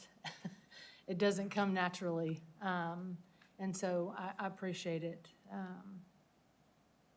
I want to also, if my husband will stand, I know he doesn't want me to. David, please stand. Without David Williams, I wouldn't be here. He allowed me to not work for 2 years for money. Is work. Because he knows how important this is too. I gave up a lot of time. He never once complained about all the meetings and all the things. And so I just want to thank you, David, for your support. And Molly, she's at home studying for finals. And for Manoa for being in the public school. I think that covered everything. Thank y'all. And thank you to the Lord for this opportunity. May he bless his board as he has up to this point. That's it? Oh.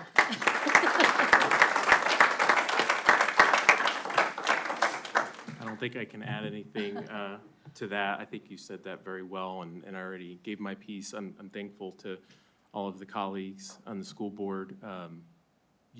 Dr. Nivens, like you said,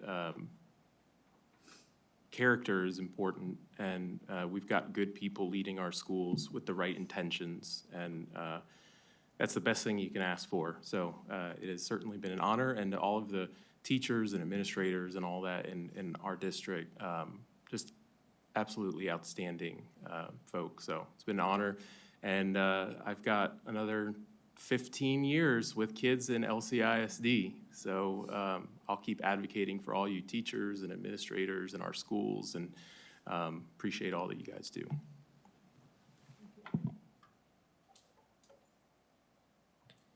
So we have a couple things that's talking appreciation. So we have 2 plaques, and then we also have our lifetime ambassador passes. And so it gets you free admission into the 7th grade volleyball B team. And some free nachos, But no, to all of our events. And I just want you to know how much we love and appreciate you two for your support. Our students and our staff and our district is better because of your service. So thank you.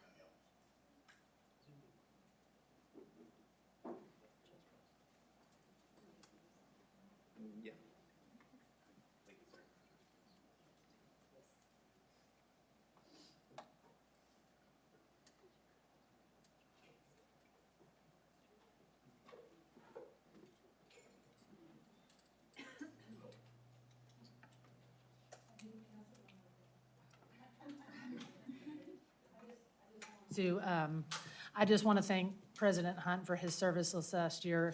Being on the board is challenging enough, but to lead the board is a whole nother level. And so you've done a fantastic job this year, and I just really appreciate you. So thank you. All right, may I have a motion for the board to approve the order canvassing returns and declaring the results of the Lamar CISD school trustee election held on May 6, 2023? I'll make the motion. Mr. Welch moves. Is there a second? Mr. Hubenak seconds. Any discussion? Hearing none, call for the vote. All those in favor say aye. Aye. Aye. Opposed? Motion carries.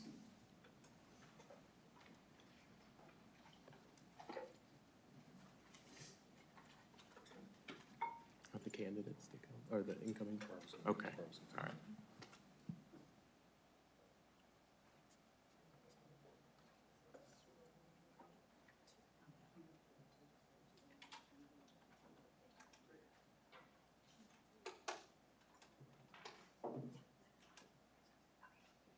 Then, if I can have you in this box to come up. Mr. Welch.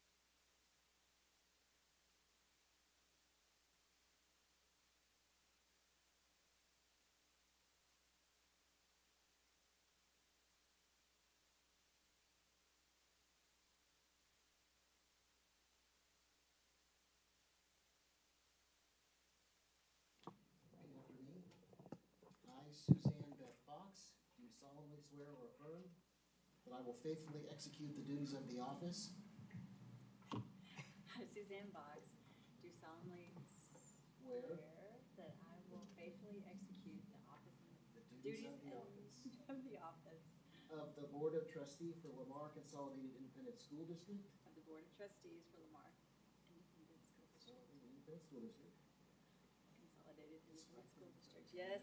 Okay, yes, I can read it. Single member District Number 7 Single member District Number 7 of the state of Texas. of the state of Texas. And I will, to the best of my ability, preserve, protect, and defend And I will, to the best of my ability, preserve, protect, and defend the Constitution and laws of the United States and this state, so help me God. the Constitution and the laws of the United States and of this state, so help me God.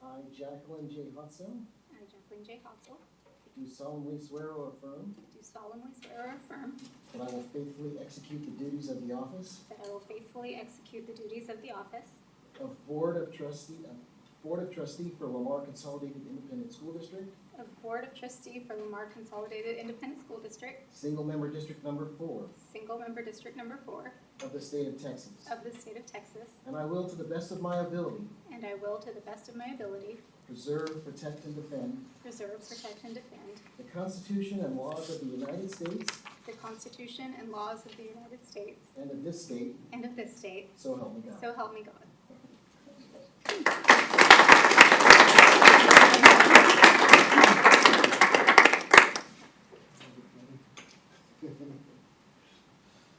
I, John Ryan Welch, I, John Ryan Welch, do solemnly swear or affirm do solemnly swear or affirm that I will faithfully execute the duties of the office that I will faithfully execute the duties of the office of Board of Trustee for Lamar Consolidated Independent School District, of the Board of Trustee of Lamar Consolidated Independent School District, Single Member District Number 5 Single Member District Number 5 of the state of Texas, of the state of Texas, and will, to the best of my ability, and will, to the best of my ability, preserve, protect, and defend preserve, protect, and defend the Constitution and laws the Constitution and laws of the United States of the United States and of this state, and this state. so help me God. So help me God. Congratulations.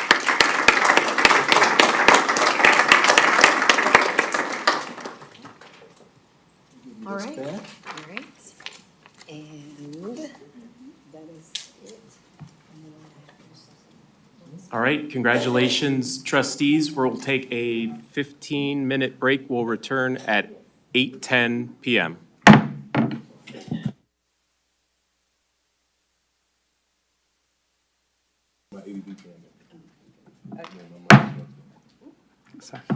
It is 8:10, and I'm calling the meeting back in order. 8:10 PM, we are adjourning to closed session pursuant of Texas Government Code Sections 551.071, 551.072, 551.074, and 551.082, the Open Meetings Act, to discuss personnel, land acquisition, or consultation with our attorney.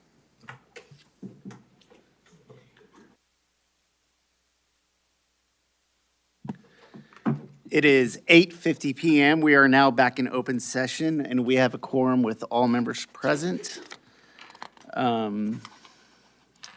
We will now conduct the election for board officer elections. We'll now proceed with officer elections. The floor is now open for nominations for president. Okay. After hearing the trustee Welch, do you accept the nomination? Yes. Okay.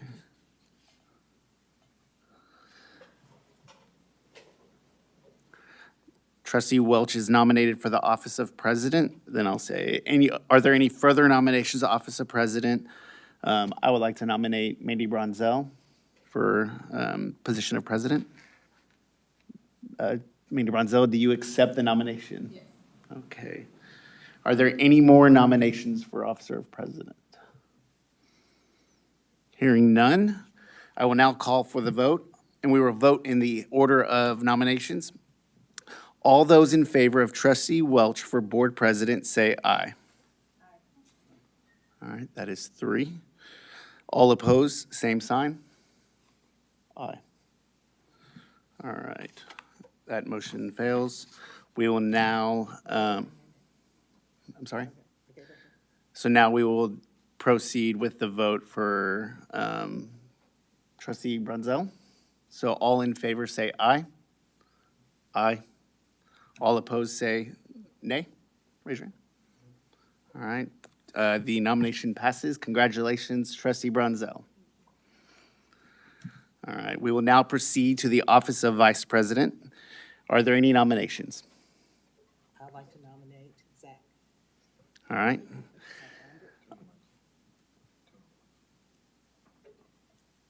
Okay. Sorry. So trustee Lambert has been nominated for the office of vice president. You would have handed over to Mandy to take over. Are there any other nominations? I'd like to nominate John. Trustee Welch, do you accept the nomination? I wasn't expecting that, but yes, I will. All right. We will now vote in the order of nominations. So for trustee Lambert, which is myself, for the office of vice president, all in favor say aye. Aye. Aye. That motion passes. We will now seek the nominations for trustee of secretary. Are there any nominations? Oh, any opposed for trustee of Zach Lambert for vice president? All right, thank you. Oh, sorry, I have to say I abstain. I'm sorry? Do I have to say I abstain from the vote? Does anyone abstain from the vote? All right, thank you. Sorry. All right, the floor is now open for nominations of secretary. I'd like to nominate Kay Danziger for secretary. Kay Danziger, do you accept that nomination for secretary? Yes, I do. Wonderful. Are there any other nominations for secretary? Hearing none, I call for the vote for trustee Danziger as secretary. All in favor say aye. Aye. All opposed? Does anyone abstain? I abstain. All right, wonderful. Also, congratulations, Thank you. trustee Danziger as secretary. And we will now have reports and presentations on the information items. Oh, we do have to do the facsimile. So may I have a motion to approve the authorization of the current facsimile plates? Oh, okay. I'll make the motion. All right. Do we need to explain the facsimile plates? We don't have to. Do we need okay. Are there any seconds? I'll second. All in favor say aye. Aye. Aye. All opposed? Motion carries. We will now have the reports. Well, do we need to rotate spots? Okay, so right now, we will now rotate to the assigned spots. Do you want me to move again? Yes. Yes, I would assume. Thank you.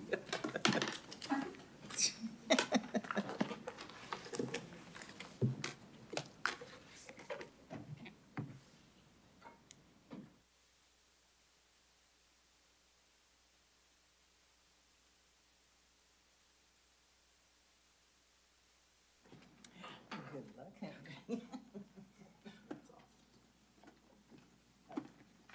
you change?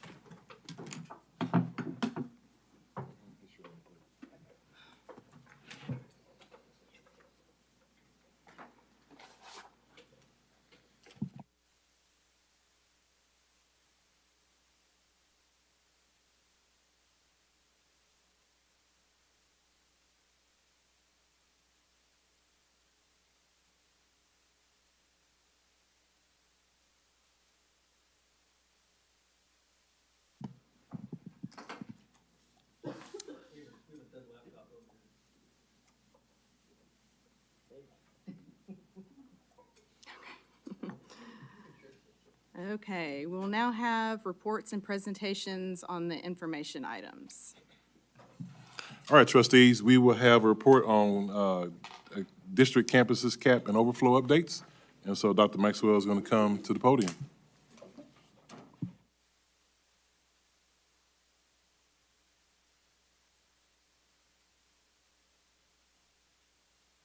I have the same issues. I apologize. Good evening, Board of Trustees and Dr. Nivens. Tonight's presentation is an information item regarding LCISD campuses and the growing challenges related to the continued increase in enrollment. We are continuously analyzing the enrollment of all campuses in LCISD. Every week, the enrollment of all campuses is imported into a shared spreadsheet for multiple leaders to review. We have also included the 2023 and 2024 PASA projections, which are based on the enrollment for the October 27th, 2023 snapshot date. The enrollment for all the campuses are compared against the capacity of the physical building, as well as the portable buildings currently on the campus site. These data points are analyzed to determine any trends, especially comparing them to the PASA projections. The district's Campus Capacity Committee reviews the spreadsheet of enrollment and determines if the campus is in one of three different levels of concern. A campus deemed as in the planned level means the campus is 44 students away from capacity. A campus identified in the warned level means the campus is only 22 students away from capacity. And a campus labeled as CAP is either at or over capacity. These levels are utilized for the planning and communication of any actions recommended for specific campuses. Tonight, I'm going to be sharing information about three LCISD campuses: Tameron Elementary, Frost Elementary, and Lindsay Elementary. So what is our current issue? Currently, Tameron Elementary has a campus enrollment of 1,129 students as of May 4th, with PASA projecting them to have 1,243 students by October of 2023. The building has an original capacity of 854 students, and with the addition of campus portables, the total campus capacity will allow for about 1,206 students. The campus is currently nearing capacity as it continues to grow. The immediate challenge is that we are out of space and to add additional portables to this campus as well. So what is our solution? The resolution to this challenge is to cap enrollment for Tameron Elementary for the 2023-2024 school year when the campus hits capacity. This will alleviate any future overcrowding concerns at Tameron. The capping of Tameron Elementary will require any new enrollee in the Tameron student attendance boundary to enroll and attend Jackson Elementary.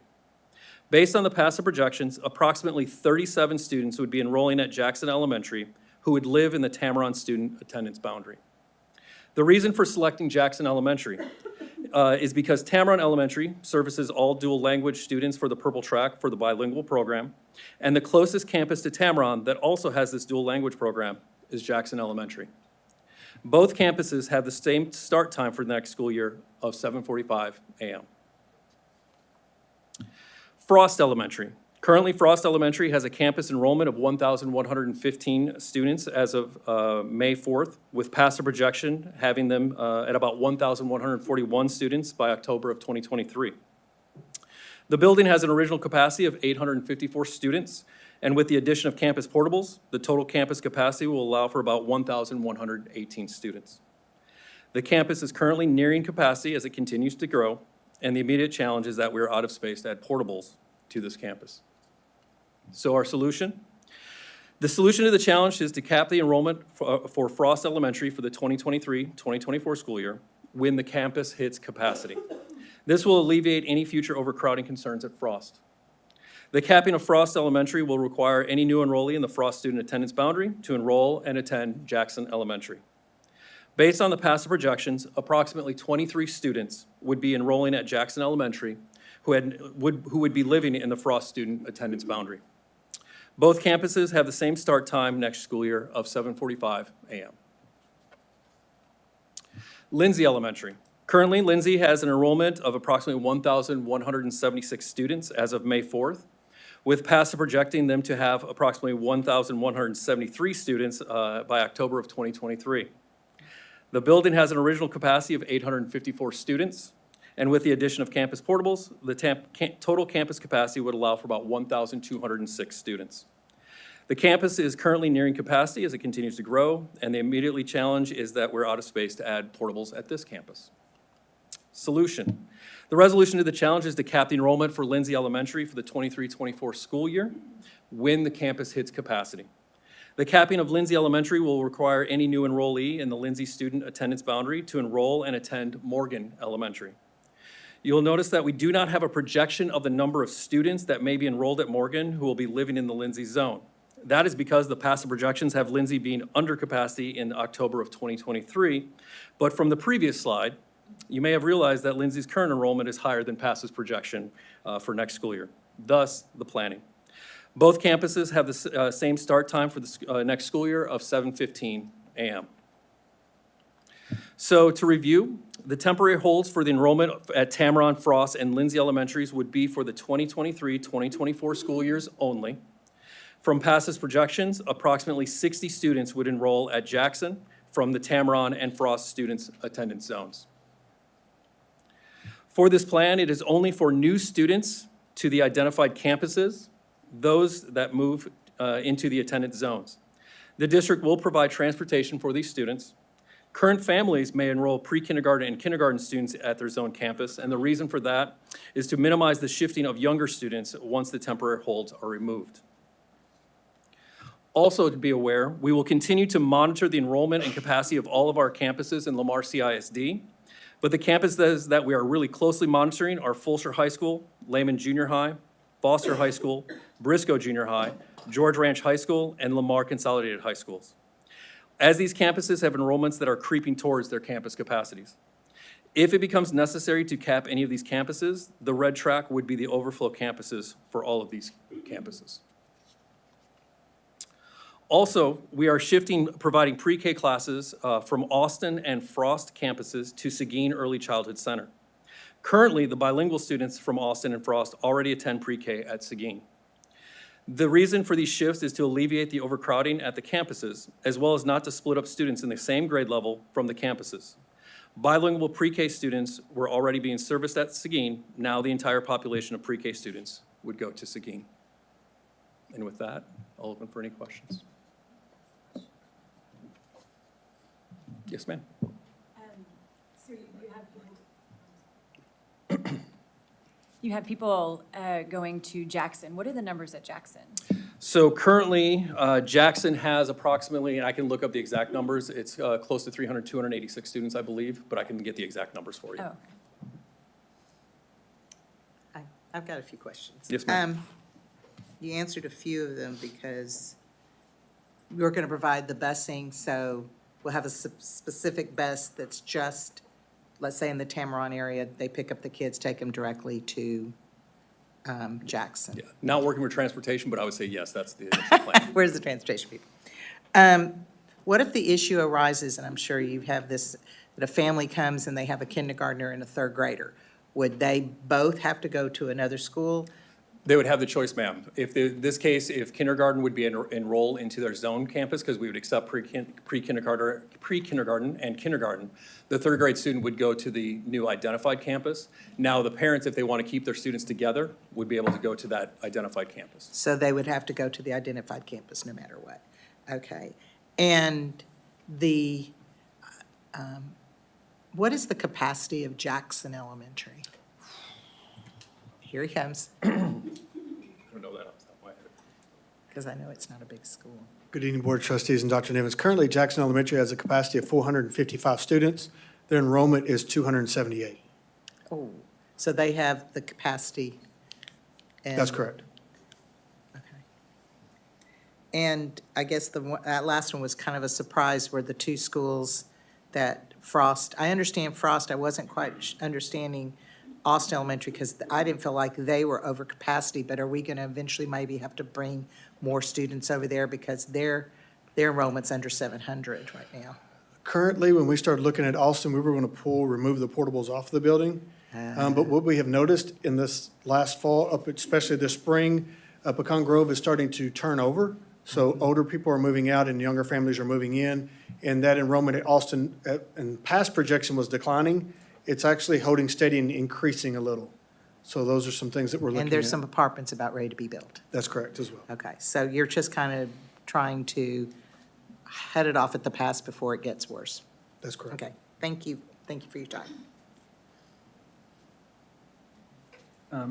Is this plan, two questions, is this plan only for 1 year? And will the bus driver shortage that our new times has solved, will that play into this whole thing? Because we're taking different routes of kids and we're busing them further than they would normally go. I'll answer the first question, yes, it's for 1 year. And then for the buses? So we're currently going through all of that, actually met today to go through the routing and things of that nature. But we are continuing our campus-to-campus shuttle, and then we are looking at all of these overflows as we continue to move kids, because currently Huggins and Hubenack are both capped as well, and we're having to move those kids as well. Thank you. Could I ask Greg another question? So you already have Huggins kids going to Morgan, and then you'll take Lindsay kids and put them at Morgan as well? That is correct. We added this year 7 portable buildings, which is 14 classrooms to Morgan, knowing that that would be an overflow campus for the Purple Track. So what is the are y'all close to at capacity for Morgan then? We are not. The capacity of the building is 854, and I'd have to look at the room, and it's somewhere around 700 currently. Oh, okay. So, but back to what Kay said, the students are actually bused to Huggins, and then they wait for a bus to pick them up and take them to Morgan. That is what we were currently doing in this school year. Okay. Next school year, because of the 4-tier, we're having to create separate routes for those campuses. Okay.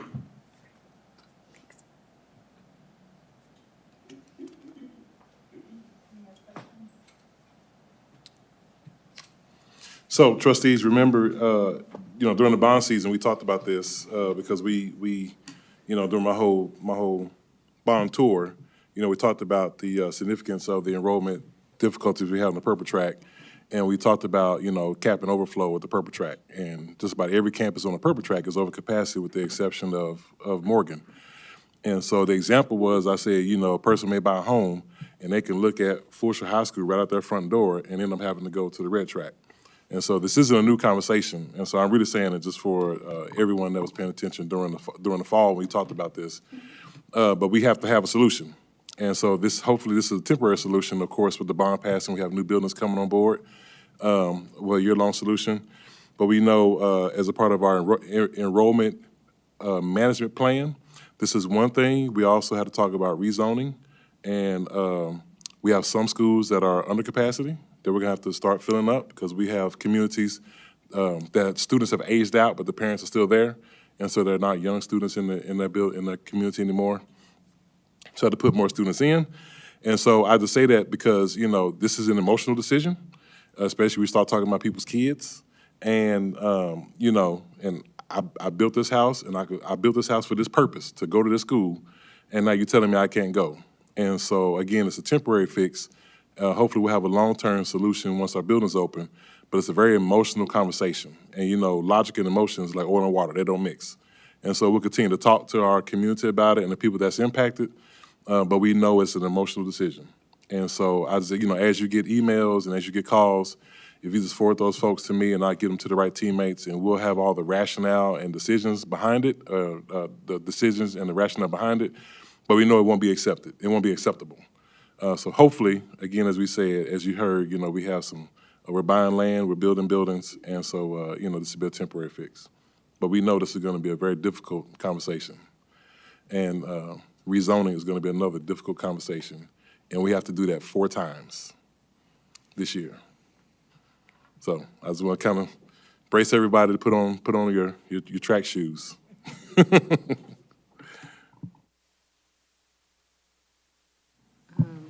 Yes, ma'am. Yes,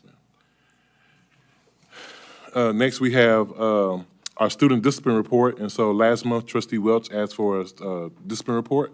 And so we have Mr. Nava to come up.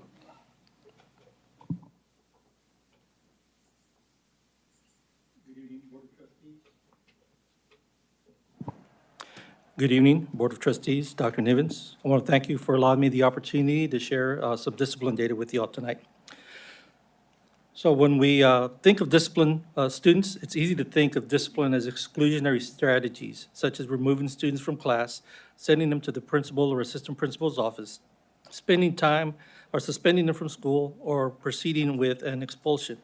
But our goal is really to focus on proactive strategies using positive behavioral interventions and supports, which we know as PBIS. And Dr. Maxwell will share a little bit of PBIS later on with you. So the big question is, why do we discipline students? There are four primary reasons. One is to ensure student safety and security, to ensure the safety and security of students and teachers. Two is to create a climate that is conducive to learning. Three is to teach students the needed skills for successful interaction in school and society. And fourth is to reduce the rates of future misbehavior by establishing expectations and social norms. So when we discipline students, we refer to the Student Code of Conduct, okay, adopted by the school board as a resource that provides administrators with a legal framework that ensures the disciplinary discussions are in compliance with school board policy as well as state and federal laws. So when we look at the levels of offenses, discipline can be divided into 5 different offenses. The first one is the minor offenses, followed by major offenses with discretionary removal, the DAEP, mandatory DAEP and with discretionary expulsions, and of course, expellable offenses. Within the Student Code of Conduct, we also have an opportunity to provide administrators with a guide for administering consequences in an equitable manner based on minimum requirements, okay, which you see there. But also provide flexibility to administrators to provide discretion on providing optimal consequences to a given situation. And so this is all information that is within the Student Code of Conduct that's posted on the LCISD website. Next, you'll see a few graphs with some discipline notices that have been submitted into Skyward using the LCISD coding system in our student management system. You'll see the number of incidences at the top, and there's several.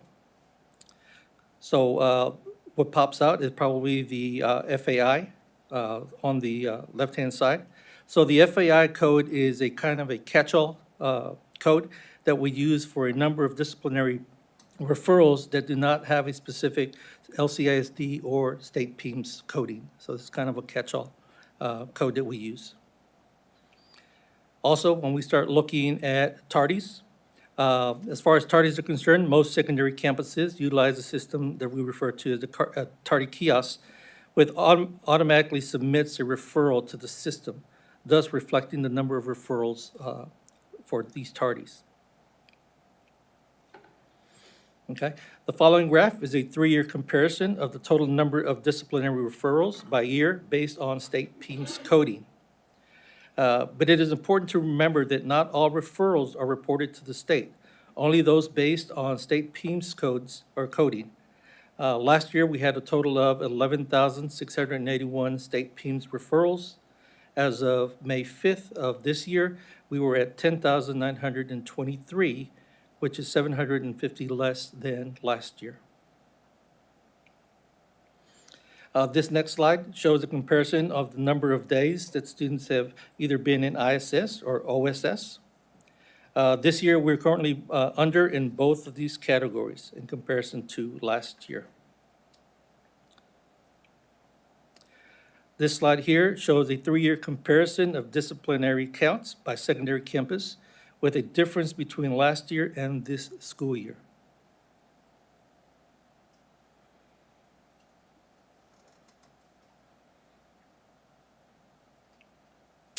And then these are the elementary numbers, and they are divided into 2 slides due to the number of elementaries.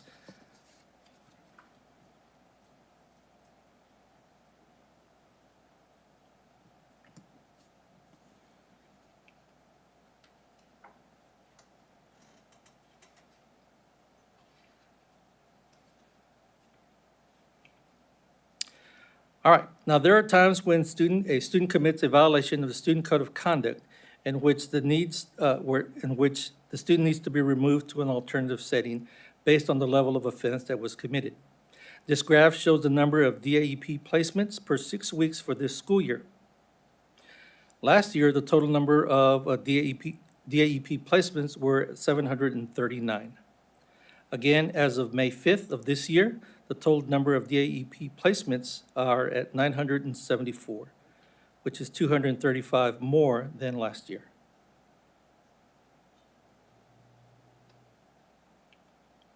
The top 5 reasons for a placement at the alternative center are, 1, drug-related offenses at 352. These offenses include possession of felony controlled substance, possession of drugs, being under the influence of drugs, distribution and/or possession of drug paraphernalia.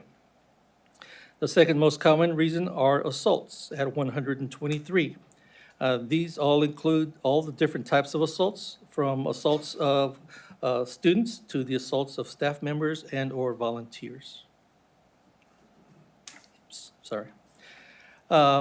Fighting is the third at 101.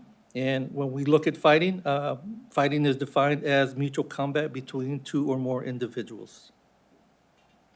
The fourth are threats at 94, and this includes threats of other students, threats of staff, and/or terroristic threats. And the fifth category is major campus disruptions, which are at 78.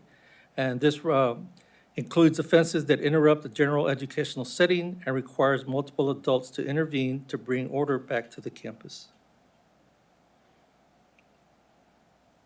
This here is the LCISD, DAEP, JJAP app that we use. And when an offense occurs, this is what we use in order for campuses to request a student be placed at the alternative center. The recommendation is submitted. It is reviewed to ensure that the coding is accurate and disciplinary protocols are followed. And the number of recommended days are verified with the assigning administrator, and the recommendation is then approved. So how have we responded to the increased number of drug offenses? When we're reviewing the 352 drug offenses, 232 of them are for possession of a felony controlled substance. In an attempt to reduce the number of felony drug offenses, the district has switched to a more precise testing unit that can determine whether the amount of THC in a vape or drug is above the 0.3% threshold, as opposed to just testing positive for THC.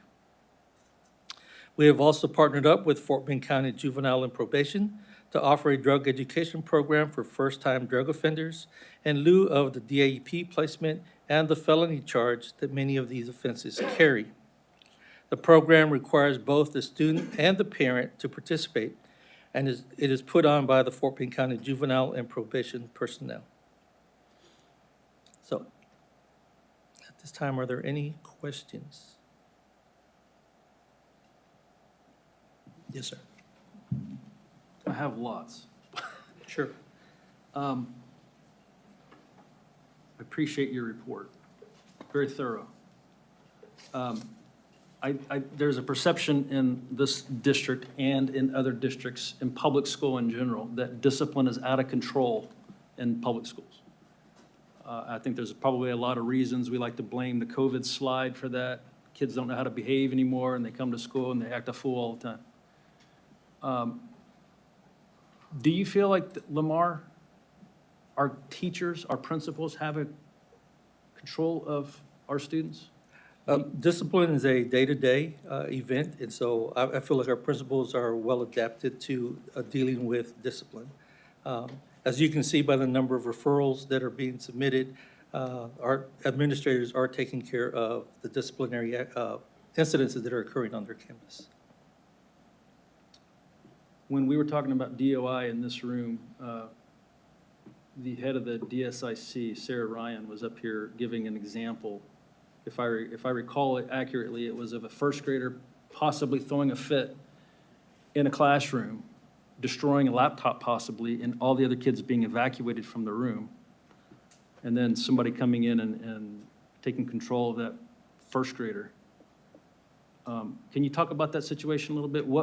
So in that case, what would happen to that first grader? And would that first grader be back in that classroom again the next day or 2 days later to possibly destroy another laptop or to end the learning time for the other students? Okay. So when we look at the law, individuals under grade 3 cannot be suspended. And so, of course, we need to utilize our PBIS protocols that we have in place. And so when we start talking about disciplining the student that young, There are certain reasons why they could be removed, and so the state refers to those as the big five.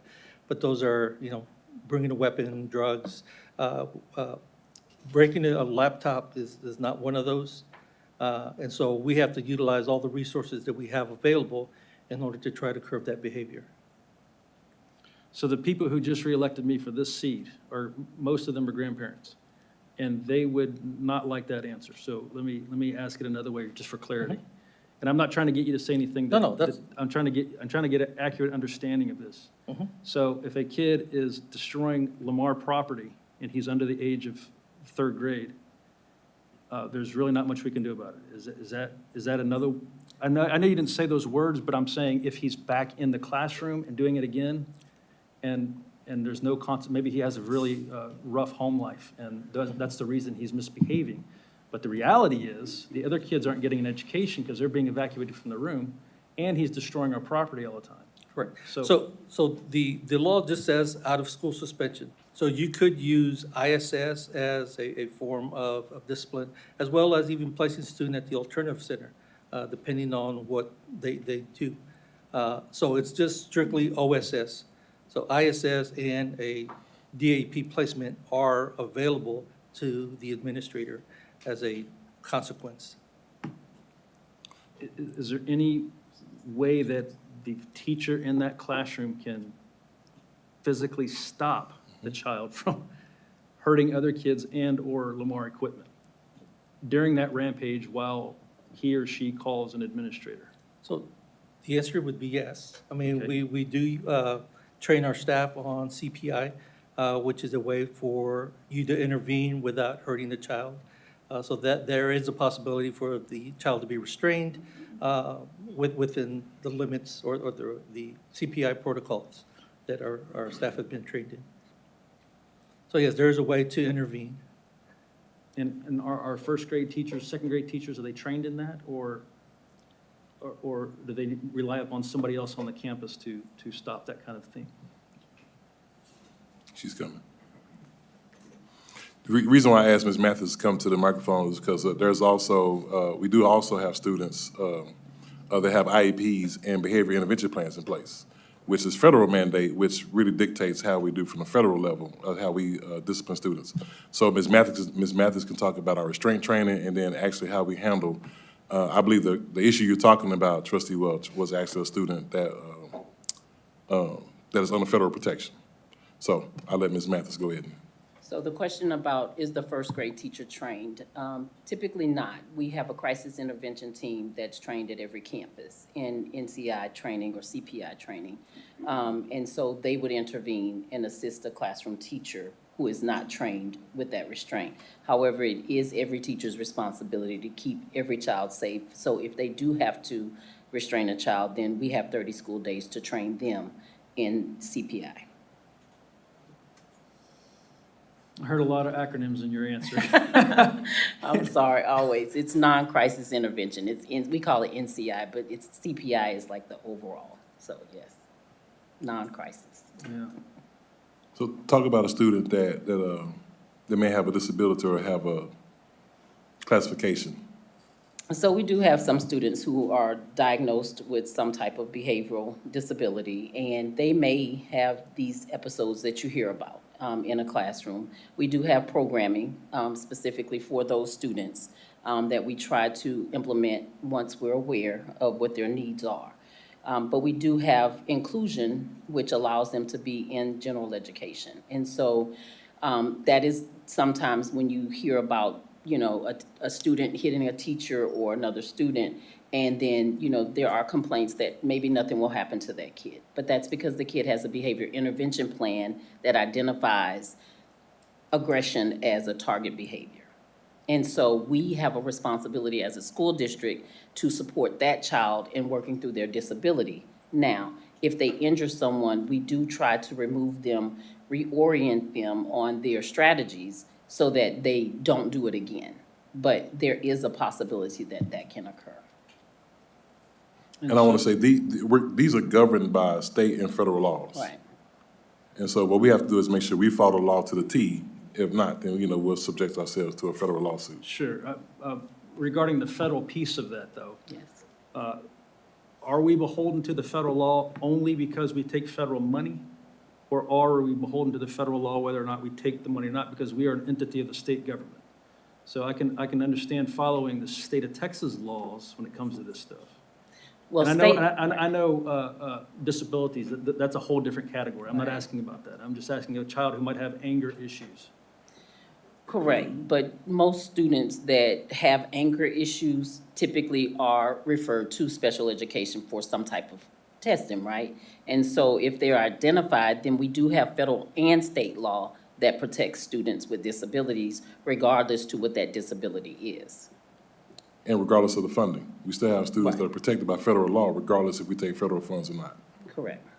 Can I- Yeah, I'll be quiet when you. Well, just regarding that specific, so at what point do we say, okay, it's not safe for other children or for this child to be in the classroom with other children where they get moved into an environment with maybe fewer students or other students that might have issues similar to theirs? At what point do we say, okay, it's better for everyone to get an educate, it's disrupting the classroom? I understand there's things that a lot of people don't know, but at what point do we say, okay, we need to do something different?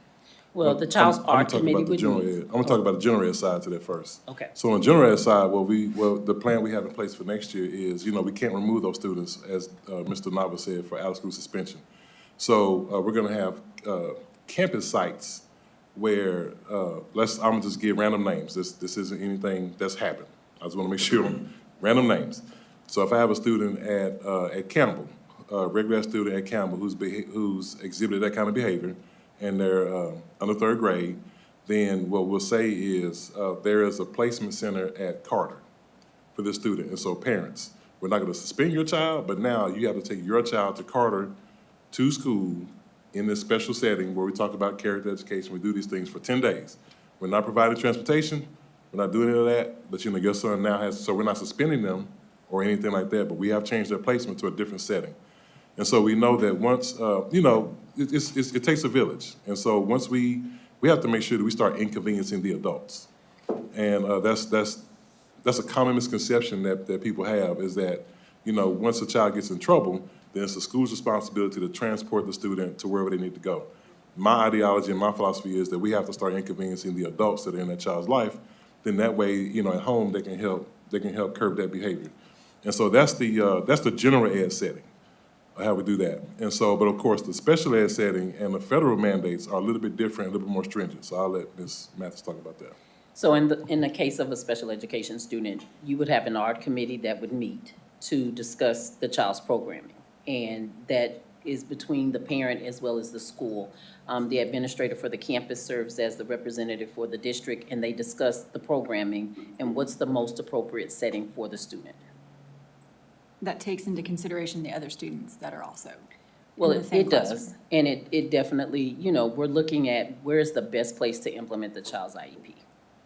And you look at all areas and how that works. Because we do have programs at other campuses, if there's not one on that campus, go ahead, That are self-contained. that are self-contained. Yes. That, there used to be what they used to call the PASS program, I don't know what they're calling it now, but Right. Right, our SESC program, our Right. social emotional support classrooms. And the example that you're bringing up, as a first grade teacher for so many years, you have one or two that come through that do need extra help. And usually if they're in your classroom, they have a plan and there's somebody that calls to bring in. But it is the plan that if that child has one of those meltdowns, you do remove the other students quickly. But it's not like something on a daily basis. Right. And then you work with the parents and the IEP and work where they go next. But it is, it does get difficult, but everybody has to have a plan, and everybody, like you said, has to find the best place for that child, because we have to educate every child to the best of our ability and their ability. Yes. So can I say one more thing? So like she was just saying, so you would remove the whole classroom and leave the student there as opposed to leaving the classroom setting as is and removing the student? Right, and so it's safer to remove the other students because you can do that quickly. to remove a student who is already in crisis could cause a lot of additional behaviors, and it causes or it can have the possibility of another child getting injured. Sometimes you can actually see a child that's going to start going that direction, and you know who to call, and they can come and pick up the child and go take them for a walk or something and de-escalate it so that you don't have to remove all the kids. There's a lot of tools in the toolbox. It's just being able to know which one to use and when. Absolutely, I'm and that's sorry. part of our non-crisis intervention training. De-escalation is the focus in the training.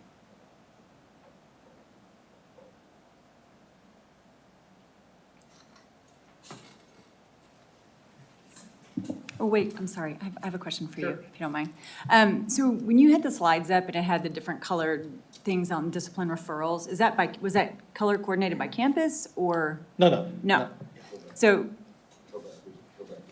Talk about the, let's see, that one there? no, it was a lot of, yeah, the small That ones. one? Yeah, these.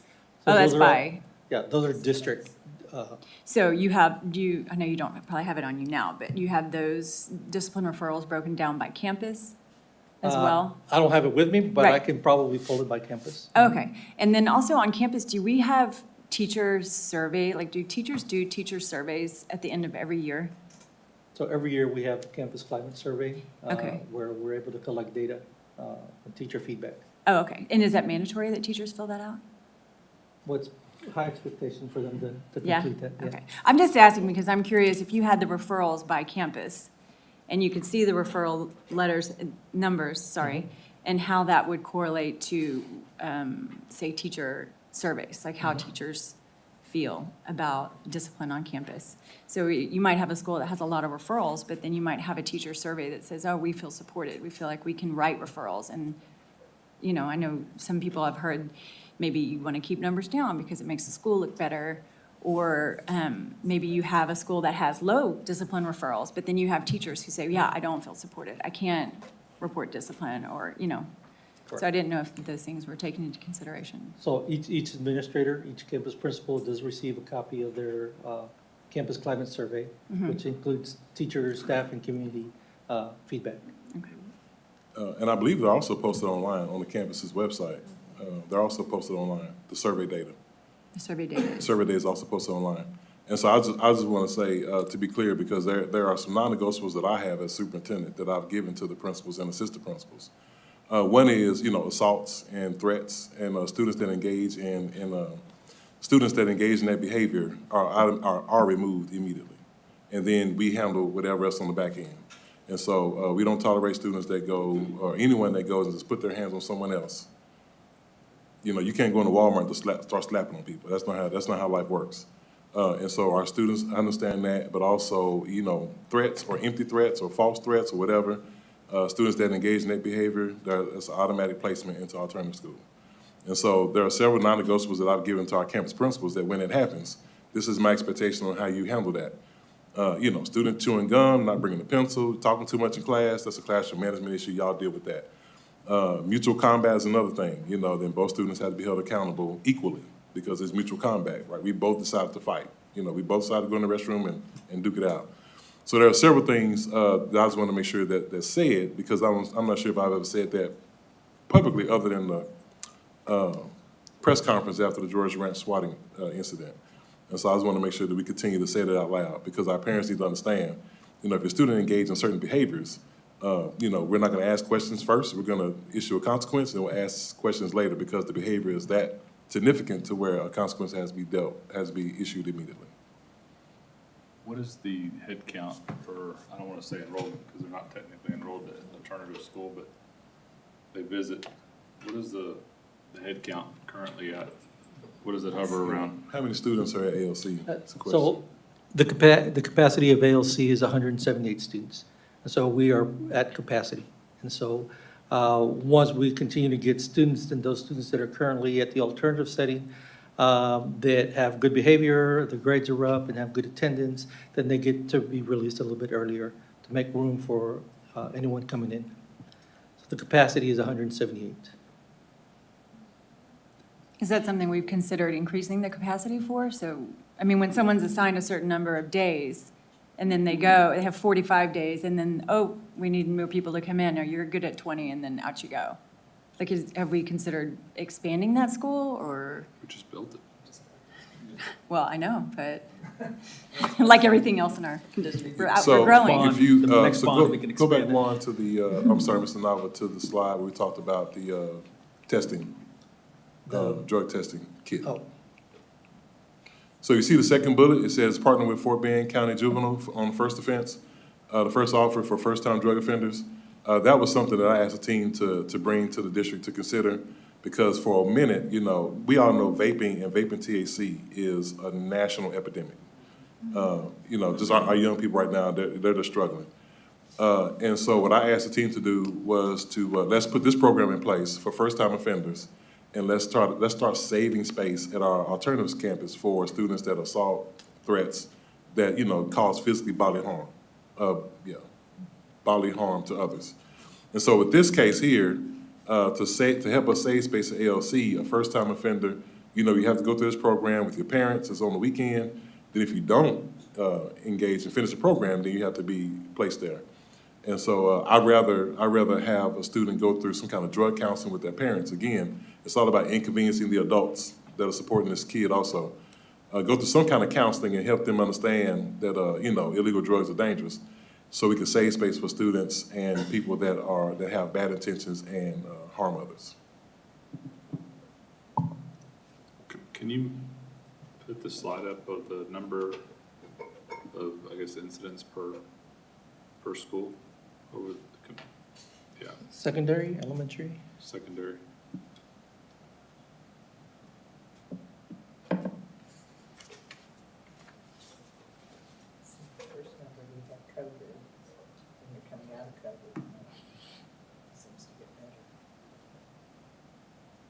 Still bad, but better. And so some of the major differences, I've actually spoken to those principals and just kind of asked them, what are they doing currently to try to reduce those numbers? And the majority have said it's the implementation of the PBIS program. While there are some logistical differences, whether, you know, the number of students have been reduced on that particular campus, that has something to do with it, but it's really the implementation of the PBIS program has reduced the number of referrals. Dr. Maxwell is here actually to talk about PBIS, because I know it's another acronym that we threw at you. So Dr. Maxwell will talk about that. What does that mean? So PBIS is Positive Behavioral Interventions and Supports. And let me get there. So good evening again, Board of Trustees, Dr. Nivens. So I just want you guys to be aware, PBIS is not a curriculum or something that is purchased. It is an evidence-based, ongoing system that incorporates data, analysis, system creation and maintenance, and modeling and teaching of behavior expectations. This does not mean there are no consequences, but it is a proactive system to reduce negative behaviors from both students and staff. This is the same process that we'd use for students struggling academically. If student is struggling, we identify the student's needs based on data, and then we create interventions that meet the student's needs. So we have piloted PBIS at a few campuses last year, and after the success of the PBIS pilot, Lamar CISD applied for and was accepted into the Region 4 PBIS cohort for district implementation. LCISD formed a district leadership team for PBIS, which includes 24 members, made up of district and campus administrators. The district also created a PBIS guide, which was communicated to campus administrators, giving guidance on the implementation of PBIS, as well as the guidance on discipline systems, processes, and procedures. Through the district rollout, every campus created a campus PBIS leadership team and scheduled team meetings to analyze student discipline data, including discipline and attendance data. They also looked at assessment data, as well as staff data. The campus leadership teams also completed a campus self-assessment survey in the early fall to better inform the team about where they are on the implementation of PBIS, as well as identifying areas of possible needs. From the data analysis, as well as the results from the self-assessment survey, the campus teams created action plans for rolling out PBIS. These action plans were submitted to the district leadership team for review and support. So As you go onto campuses, and you are on campuses, these are some things that you can expect to see, some of the aspects of PBIS on all of our campuses. For example, you may see things such as behavioral expectations posted throughout the school, staff members participating in positive dialogue and discussions with students about behavior expectations, as well as the uses of positive reinforcement system for those students who are following the rules. One example is one that I have on the screen, is posted from Westendorf Middle School, where students can see the essential 10 expected behaviors. So during the upcoming summer, 7 LCISD campus teams were identified and selected to take part in a 3-day Level 1 PBIS tiered training provided by Region 4. This training will cover data analysis, identifying and creating expectations for students and adults, as well as the creation of a multi-year plan for PBIS implementation and success. The participating campuses will also be expected to come back and share their learning with the other campuses in LCISD. We will also continue to offer the Tier 1 training next summer, as well as Tier 2 training for our campuses. The district leadership team will focus on identifying different tiered supports for our campuses, as well as creating the professional development plan for the district. This will also include collecting and analyzing data for evaluations of the systems and improving planning for behavior expectations. And I know that was quick of an overview, but I'd be happy to answer any questions.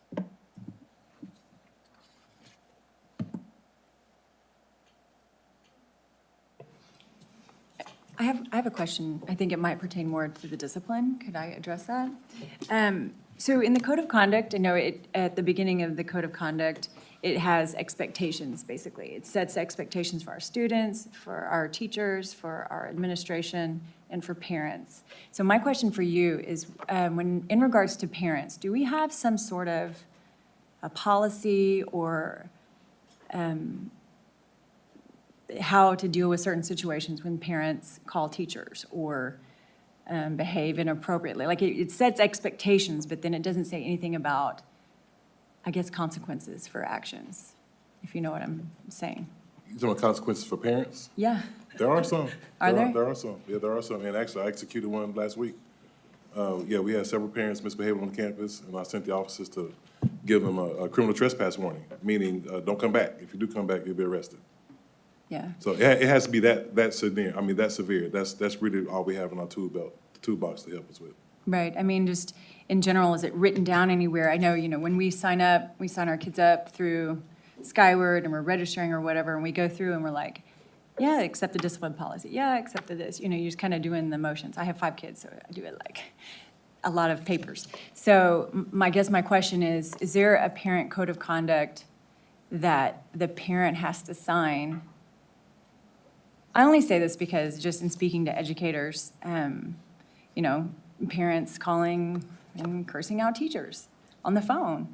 And I know that you've given them the discretion to not have that conversation, but it's like, okay, what are the consequences for that kind of behavior? I mean, we give consequences to our students in school, and I don't know. I just didn't know if that was addressed anywhere. So there is no parent ISS or anything like that? Right, no. There might be, should be. But you bring up an intriguing thought and question is that, we could have further conversations about, as a school system, what are our expectations for parents and be able to communicate that to all of our parents as a whole. Just understanding that, we have some students that come to school with 2-parent household that sends them with expectations. Some of our students come to school and they're raising their younger siblings because mom and dad are out doing other things. And so we just have to understand the severity and the variety and the different levels of the spectrum that our kids come to us with. I was fortunate. I had 2 loving parents in the household that sent me to school every day with severe expectations and consequences if I messed those up. But I know when I was teaching and coaching in Southern South Dallas, it was very different. It was very different. And I, as a teacher, had to become the dad for students. And so I think we should, we can engage in deeper conversations on what that looks like for us, as a campus, as a district. And then have a conversation with parents about these are our expectations for everybody involved to make sure our students have a great experience. That's good. That's a good thought. There is parent standards of conduct in there, but there's no consequences Right. that we can actually Right. I enforce. mean, So, yeah, it's like we say it, and I remember as a dad, I do sign off that I do too. to do that, but I mean, I was at a baseball game and some parents were just going at a ref or ump, I guess, in baseball, and it's like, our police and our admin on duty definitely took care of it and did what they should have do, but it escalated a whole lot more than it should have.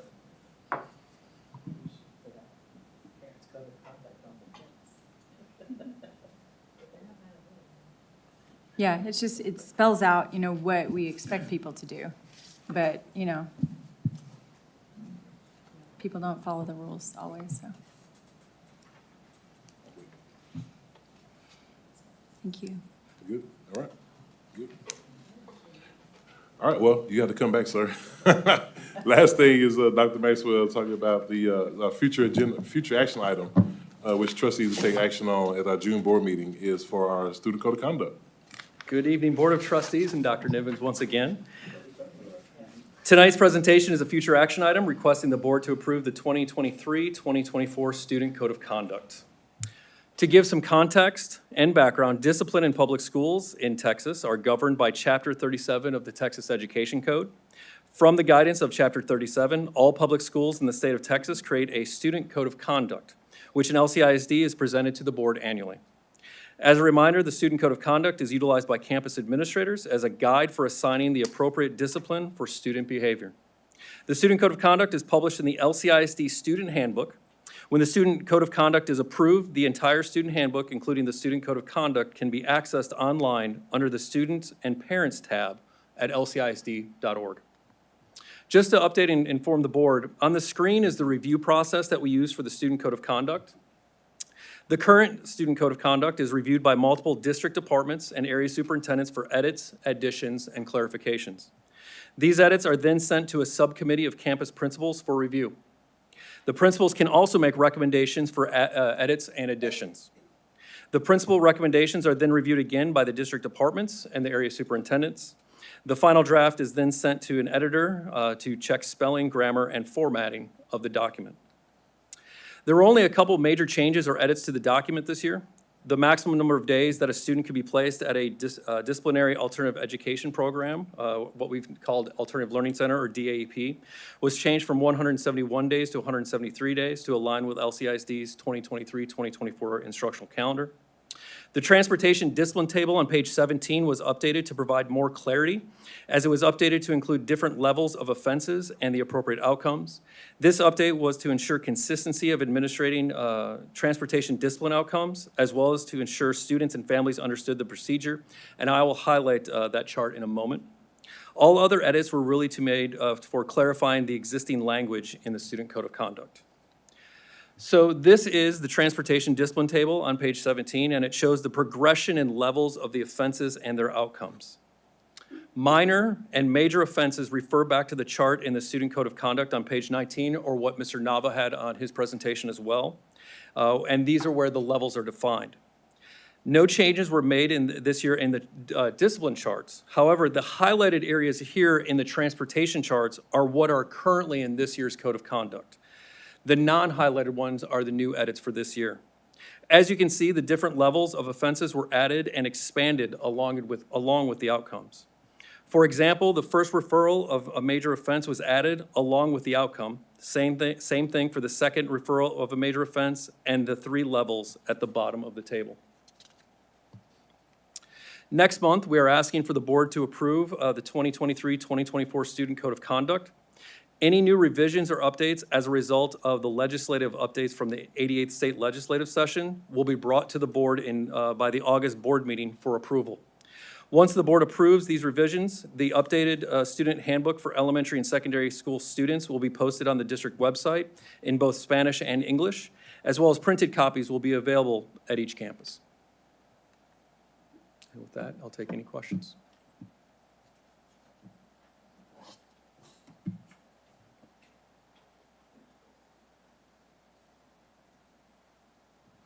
Questions?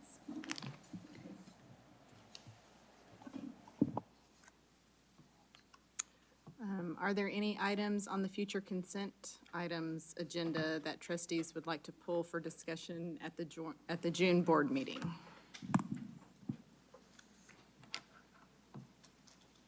No? Are there any future agenda items the board would like to add? Are there any upcoming meetings or events? That's all the graduations. Could I ask a question? Sure. So if we do want to visit, say, and possibly adding a code of conduct for parents, when is that done? Is that added to the agenda now? Or, I mean, I don't understand, so, sorry. Yeah, no, that's good. Help me understand. And so, yeah, so basically what you can do is ask me to bring back to the board a plan on how we plan to address that task. And so what will be a timeline that we can lay out and have those conversations and then bring something back to the trustees for final approval. And so if that's what you'd like to do, we can do that. And so at the June meeting, what we can have my team do, we can come up with a game plan on what a timeline looks like, how we get a committee together, because you know about to run into summer. So we'll have a committee together, come together, have some conversations, and then possibly have something in place by, when the board approves it and bring something final to the board, maybe August. Good?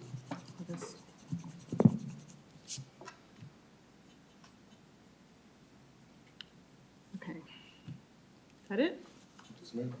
Okay, the meeting is adjourned. It is can't even see that, 9:53 PM.